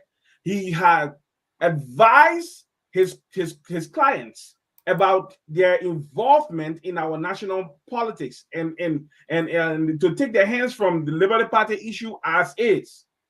And you guys are sitting here telling me that after the Supreme Court had ruled in the Liberty Party situation, that NEC has the right to reject the ruling of the Supreme Court, and that Musa Belete, for some unforeseen reason, possesses the documents of Liberty Party. He owns Liberty Party. We were all here just recently. I can put the photos up if you want to. When Yombli Kanga had a fundraising in Grand Bassa County and Joseph Yuma Boga attended. It was a well-attended program. I only went this way to state this, that it is a mirage, is a figment of their imagination for anybody from ANC to believe that Liberty Party is in or a coalition with ANC. It is not possible. What you okay, let me just say this. I dare Musa Belete and Alexander Commings to go to Grand Bassa County to go hold fundraising there, and let's see if they will not transport people from Montserrado County who they will expect to be there. The reason why I'm saying this is this. We talked about numbers. Whether you look at it from a tribal perspective, whether you look at it from whatever perspective, geopolitical perspective, the reality is this. Alone, single, without a coalition, Joseph Boakai managed to come second to George Weah in the last election. Alone. Now, Joseph Yuma Boakai has ANC. I think Jonathan was at ANC before, if I'm not making, not ALP. He was at ALP before. I don't know if it's Jonathan. One of the guys on our chat room was from with ALP before. ALP and Liberty Party. I'm not talking about the paper that Musa Belete has at NEC that he's all the paper that he's saying. Thank you, Mr. Tule. I am talking about the followers of I was there when Liberty Party was Thank you, established. Mr. Tule. I'm still there Mr. today. Tule, thank you. So what I'm saying, well, hold on before you say thank you, because everybody had talked. I will talk. What I'm saying here today is this. I'm about to stop. Just give me 30 seconds. What I'm about to say here is this. At the end of the day, all these arguments don't hold no water, because we know who JMB is, and we know that the second largest political party in Liberia, which is the Unity Party, whether they broke up in before 2017 election, and JMB is taking second. So with Liberty Party attached to it and ALP attached to it, who is trying to tell me that all these figments of our imagination will hold water coming forward? So I mean, it's just laughable what I'm hearing you guys saying. But good discussions, guys. Very good discussion. Thank you. We also want to announce today is the 28th wedding anniversary of our man, Alex Coffey, commonly known as 9 33 years. Alex and Joe have been together and they married for 28 years. We at FOL say congratulations, Mr. and Mrs. Alexander Coffey and Joato Coffey. We love you all and wish you have a blast today. Let me go to Mr. Mame to respond also to our callers. Mr. Mame, 2 minutes. Please don't be like too late. No, I wouldn't be like today. So I listened to the concern about speaking specifically to what could make Gongloe win the election or the candidate. Now, from the onset, I laid the foundation that more Liberians, millions of Liberians, have now resolved that they need a president who can fight corruption. Many Liberians have seen people promise to fight corruption, try and fail. Ellen, George Weah, not even trying and even failing more. They've reached a conclusion that for our country to move forward, we must first address the issue of corruption and the rule of law. Our international partners have conceded that for Liberia to move forward, we must address the issue of corruption and the rule of law. And I presented Gongloe as that candidate that Liberians will rally behind because he has demonstrated track record, have the character to fight corruption. So when you're talking about constituent and demographic, am I clear enough? Yeah, go ahead. When you're talking about constituent and demographic, I'm telling you about a demographic that goes across counties. In Bon County, Liberians there have resolved that they need an anti-corruption campaigner in the mansion. In Grand Jide, in Grand Basso, in the international community, everywhere around you see Liberians, they all settled that we need a president to fight corruption. So Gongloe draws on that a whole lot to put him ahead of all the other candidates. Then I pointed to Nima as being the only candidate on the ballot towards 2023 and the second largest county in terms of vote. Those are factors that are outlined that makes Gongloe as the most preferable to defeat Weah. The problem with Liberians, my concluding thoughts, the reason why Liberians have been skeptical about anti-corruption campaigner because they have not seen a candidate who can do that. We are now using Gongloe to ignite within Liberian the spirit to rally behind an anti-corruption campaigner as the president. This is the man that told the U.S. ambassador, I will not sign your work permit because the law forbids that. Liberians are here who can do these jobs, we give to them. The U.S. ambassador, Leonard Thomas Greenfield, walked to his office and said, we need these people to come and start the construction of the U.S. embassy. He said, yes, I deny them work visa because the law doesn't allow it. The president called him to change, to reverse an executive order on hiring Liberians in Lebanese store. He told the president, Madam President, if you want to withdraw it, withdraw it. I will not withdraw it. This is the character that we have presented to our people and telling them that the corruption you resolve, you want to fight. This is the man that can fight it. They believe him, they trust him, and he draws from those two dimensions. Fighting corruption, the rule of law, and having the character to do it. Thank you. Mr. Dolake. You are muted, sir. Yeah, thank you. Very quickly. Uh, Firstly, let me say it for the record. The reason why my brother today is struggling because he knows that the regulatory arm for political party in our country is the National Elections Commission.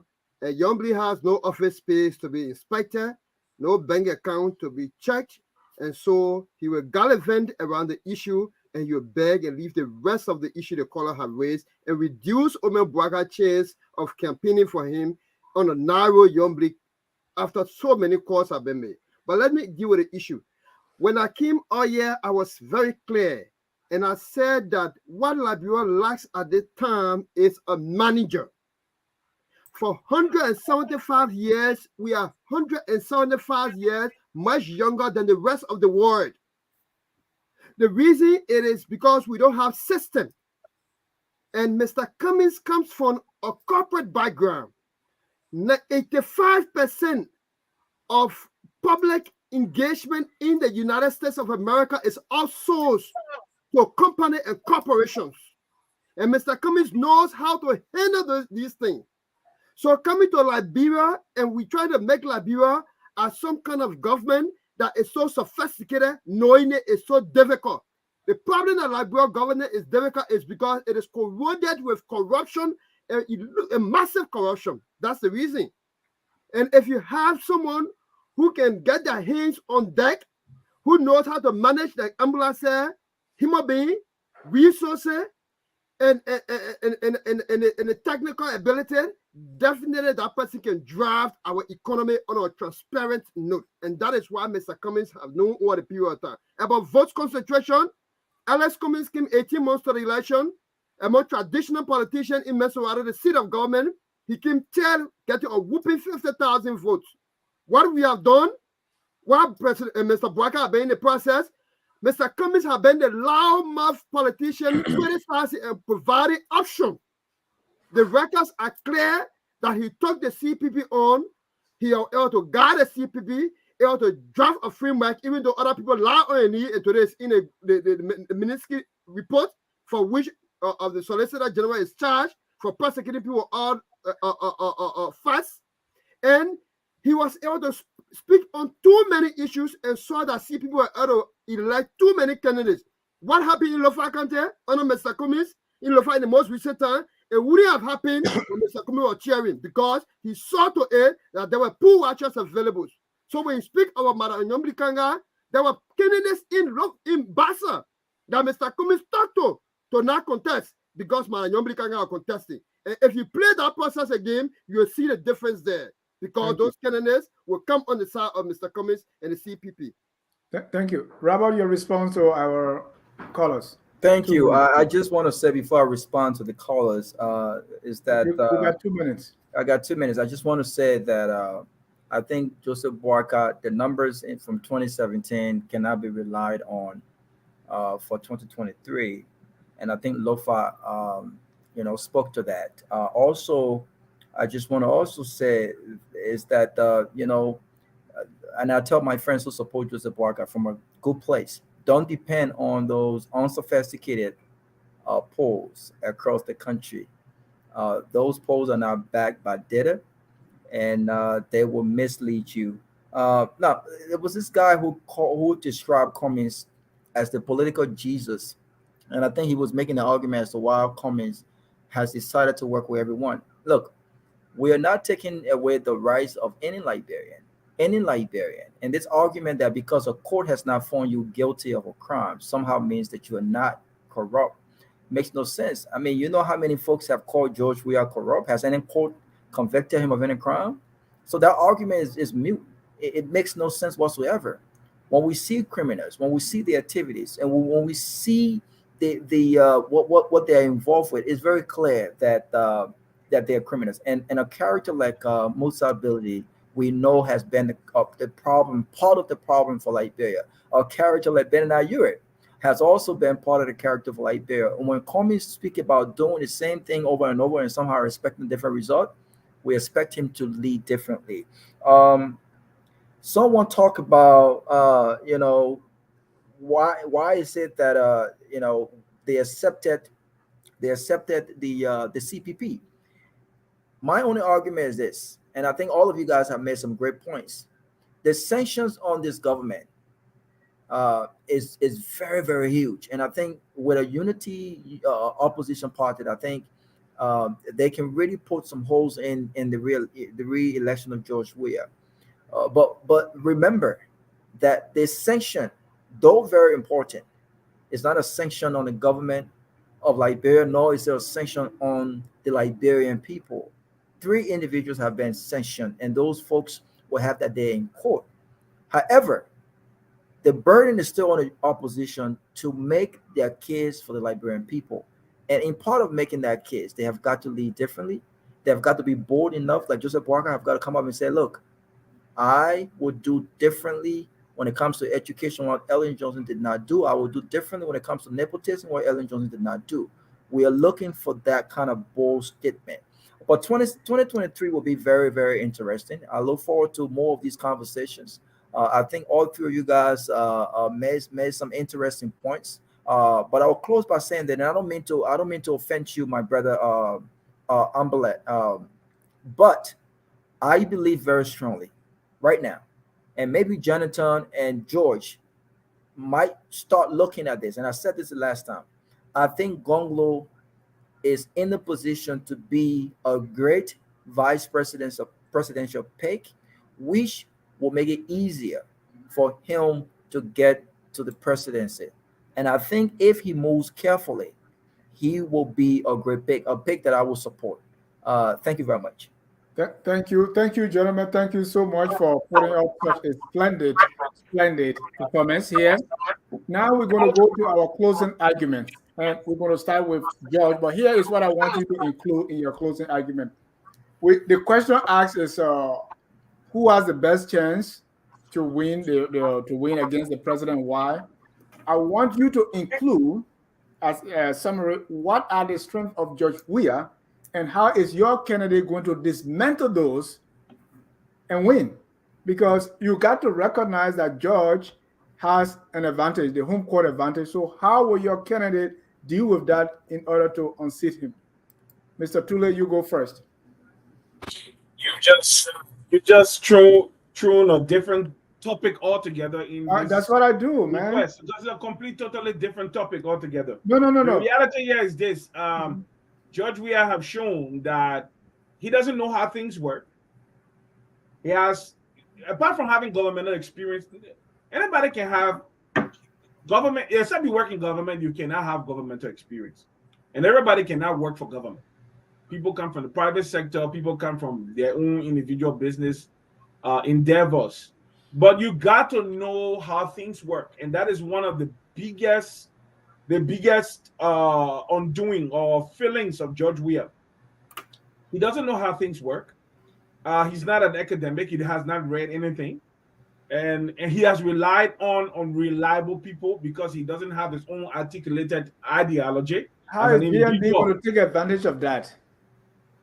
The reality here is this: we already doing what you're talking about. Mm-hmm. Okay. The thing is this: we so far away from elections that you have to play your cards close to your chest for now. Setting cards. You can't just come and do everything now because otherwise you'll be giving your opponents a chance to see your game and then develop a counter. So you have to wait. This is a long-term game. We're talking about a year away from now. Okay, a year plus away from now. So the reality is this: we have our ideologies, we have our plans, and we are going to articulate them in the right time. I'm not giving that as an excuse, but we've talked about putting forth our platform, and everybody's saying, hey, hold your horses, it's too early. You have to wait. Because if you look at across the spectrum, everybody's looking at it, and to Gagwa's point, the issue of being vice president has been pitched to Tier 1, and Tier 1 is saying that he wants to go it alone to establish his name recognition. To Meme's point, Tier 1 himself has said, hey, I want to go alone. I want to go at this time to see if I can establish me recognition, if I can build a brand, because he's not a brand. Yeah, he has done bits and pieces here, but he's not a brand. He's not a recognizable brand across the country. So he wants to do it now so people can know what he stands for and what are his values. But to Joseph Boakai, to the point regarding Joseph Boakai is well poised. Like I said, and I will say it again before I leave. He alone, with all the undermining that Madam Salehi did to him in 2017, and all some of the abysmal performance of the Unity Party, which he himself acknowledged it, he came second, okay, to George Weah, who was the populist candidate. Joseph Boakai came second. So what I'm saying here is this, that this time around, we have seen that, forget about the noise Jonathan is making about Benedict. Benedict ain't got Liberty Party. When Benedict went to go and acknowledge his support or announce his support for Commings. And I mentioned it to you, Anthony.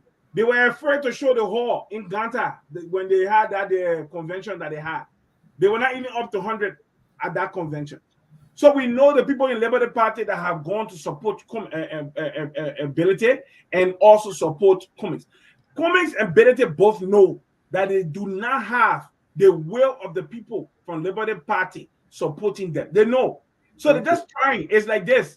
Cast your bread upon the waters and wait and see if it will return after many days. The reality here is this. We have gone to support Joseph Boakai. Not only the county or tribes.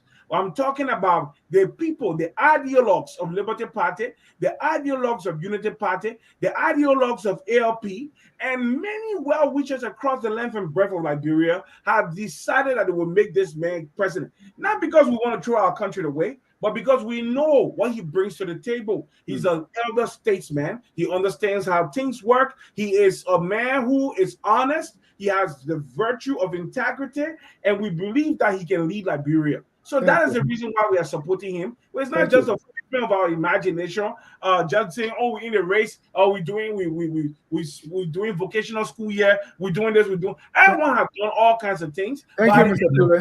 Who the Liberian people have complete trust in, implicit trust. It is Joseph Boakai.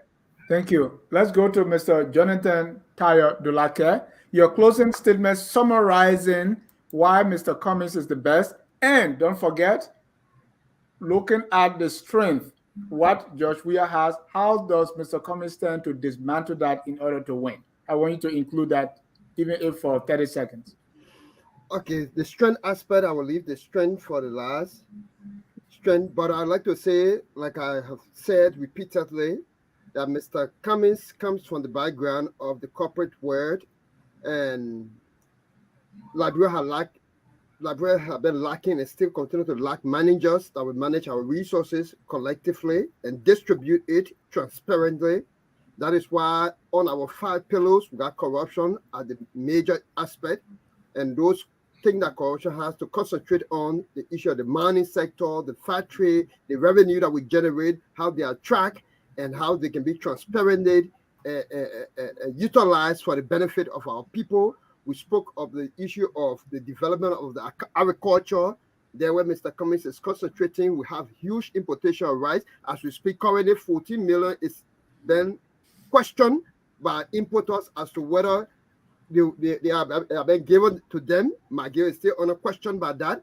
We are also talking about building the 21st century of Liberia, where we have to concentrate on healthcare delivery, we have to concentrate on infrastructure, we have to concentrate on technology. Today, it is very difficult for people to be in Liberia and communicate via internet here. These are some of the situations that we are faced today.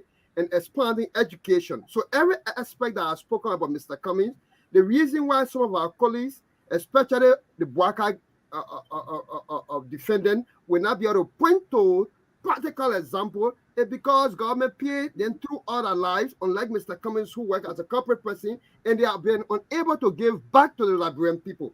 That is why Mr. Commings will point at the STEM school. That is why he will point at AME University. That is why he will point at the vocational school in Kawe. That is why he will point to 2004, when he was still making impact with medical supplies to Buchanan and empowering people through clean water and distribution or water sanitation. So every aspect, it is not that he has too much, but it is because there are gaps in our governance system. And because of those gaps, that is why Mr. Commings has been trying to make those impact. So what I can say here today is that the blame game of our colleagues from the United Party, that even to the extent after 12 years, your standard bearer cannot give you a recommendation to contest, cannot be shifted on those of us. So you blame Mr.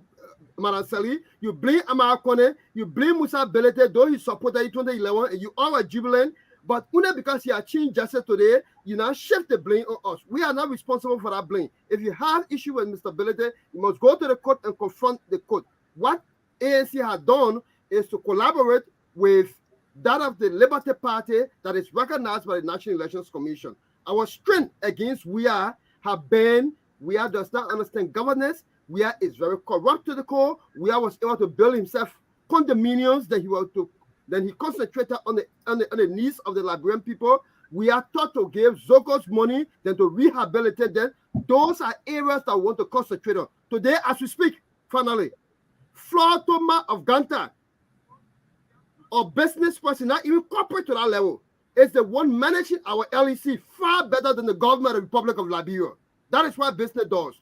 As we speak in the United States of America, back of the investment of this country or some of the utilities are outsourced to companies that are making this thing work for our country. And because Mr. Cummings understands that, he will know how to navigate between corporations that will be coming with investment or wanting for Liberians to outsource things to, and then protecting the interests of Liberia. So there are two areas you'll be managing. Managing that those companies that are coming, they are safeguarded, like Ambula said, through the rule of law that George Weah was able to do today, through an associate justice, through what's the guy doing, the Solicitor General who have been prosecuting people who are fast, and also protecting the interests of Liberians services must be delivered to.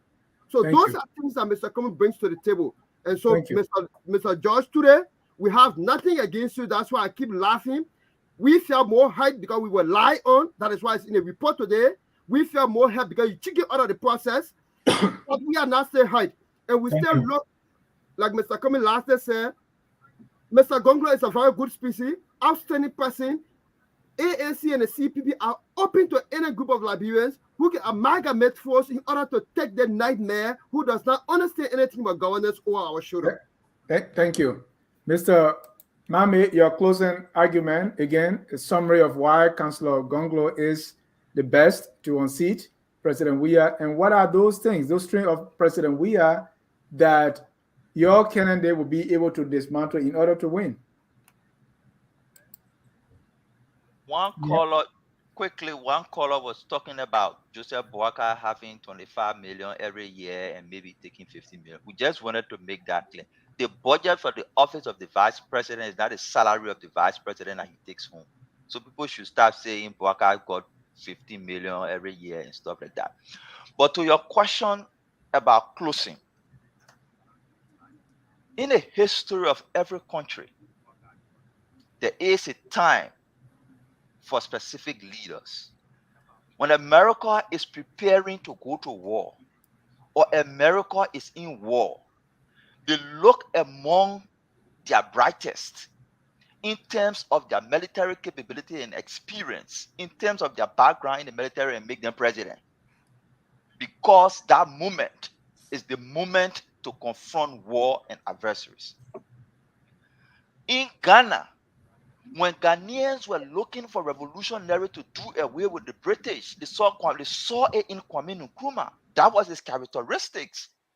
Those were his characteristics as a revolutionary, grassroots actor, even though he was educated.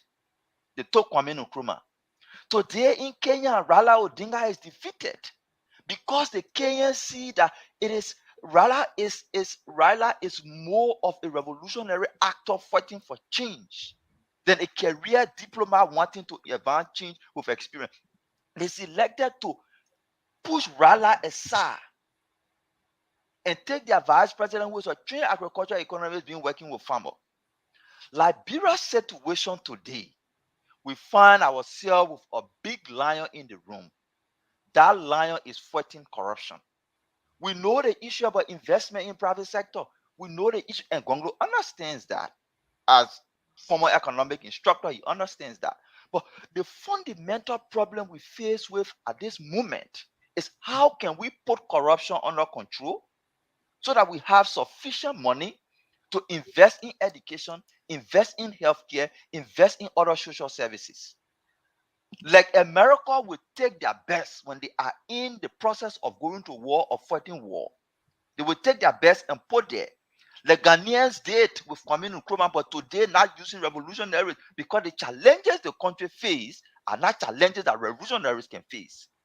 Like Kenya did a few days ago by selecting somebody who are revolutionary. Liberians will decide, they have decided that their problem, their primary problem is corruption, and they will select Gongloe to fight corruption for them. The challenge we're facing is how do we give people hope that this new candidate, that this new person who is coming to fight corruption is not like the other? How do we do that? We point to his track record. This man stood in front of the U.S. ambassador and said, I will not sign because it's against the law. He told his boss, the president, Madam President, I will not withdraw it. If you can withdraw it, go ahead and withdraw it. That's the character we're talking about. We are building a constituent of anti-corruption campaigners that cuts across all counties. Rally around an anti-corruption czar who have track record of fighting corruption.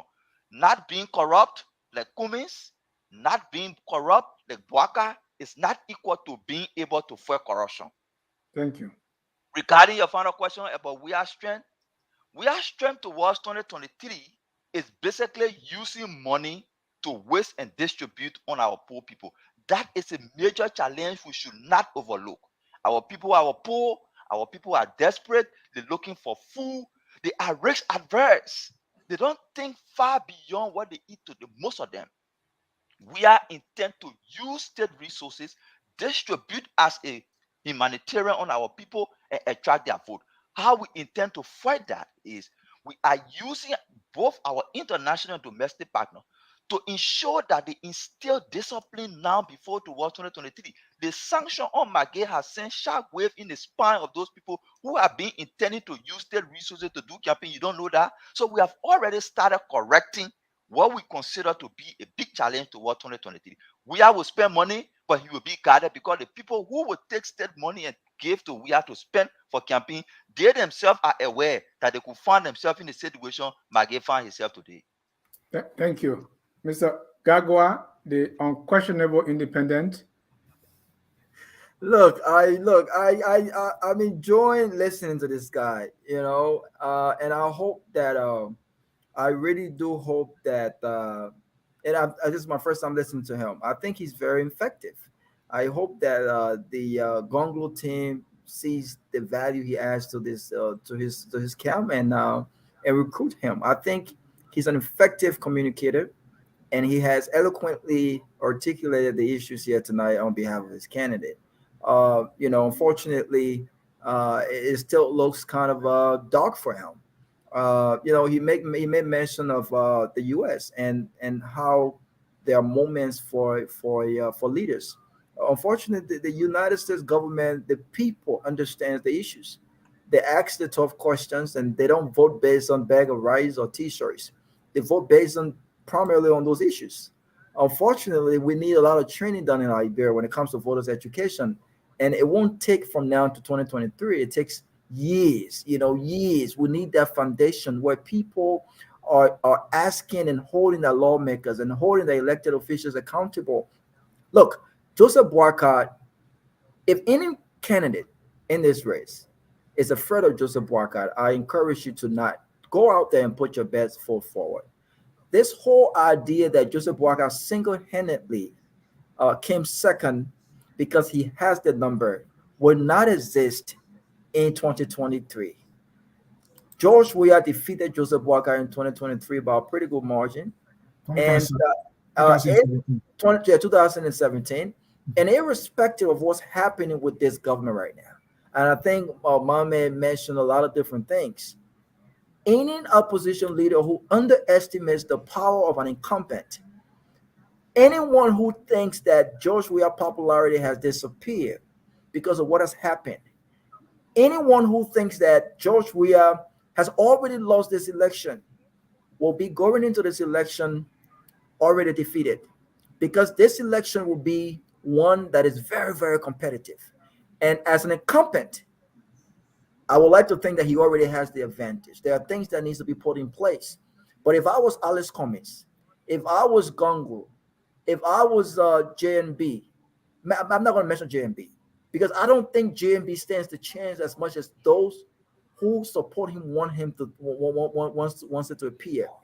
I think that the other candidates, if they get their act together, if they unify, if they put together a package that they can sell to the Liberian people with regards to change, many of which my friend alluded to, I think they stand a good chance. But this election will be a tough election.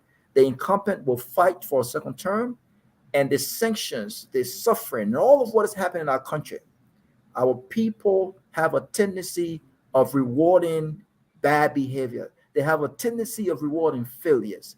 And we've seen that from our legislature. We've seen that over and over from our presidential candidate. And I would not be surprised if they show fit in the re-election and the mandate of George Weah. Thank you. That's the voice of the independent-minded Robert Glegben Gagwai Jr. Mr. C.A., it's all yours as we draw the curtains down. We want to say a very big thank you to our debaters, and a special thanks to the independent guy for his analysis and trying to give another side to the debate tonight. I think it was a healthy debate. We want to say a very big thank you to all the listeners who came and have been here trying to listen to understand how things might actually go. We will conclude this Friday night debate here at Focus on Liberia, and I'm going to say this. There are three persons that are known now in the opposition community: Boakai, Commings, and Gongloe. Whoever wins, Liberia remains. Liberians have to decide, and they should not overlook President George Weah. They have time in their favor. I believe it will best work out for them if they collaborate. That means they can put their strength together and they can be able to defeat President Weah. But President Weah, as vulnerable as he may be, he will be less vulnerable if the opposition do not unite. So they should not overlook him. We wish Liberia the best. I'm not crying for Liberia. I'm praying for Liberia, because sometimes Dennis believes prayer works. Even though I don't believe in prayer, I believe work works. Thank you for watching, and we will close with our song, We Are All Liberians. Until we catch you again, this is Focus on Liberia. Bye-bye, folks.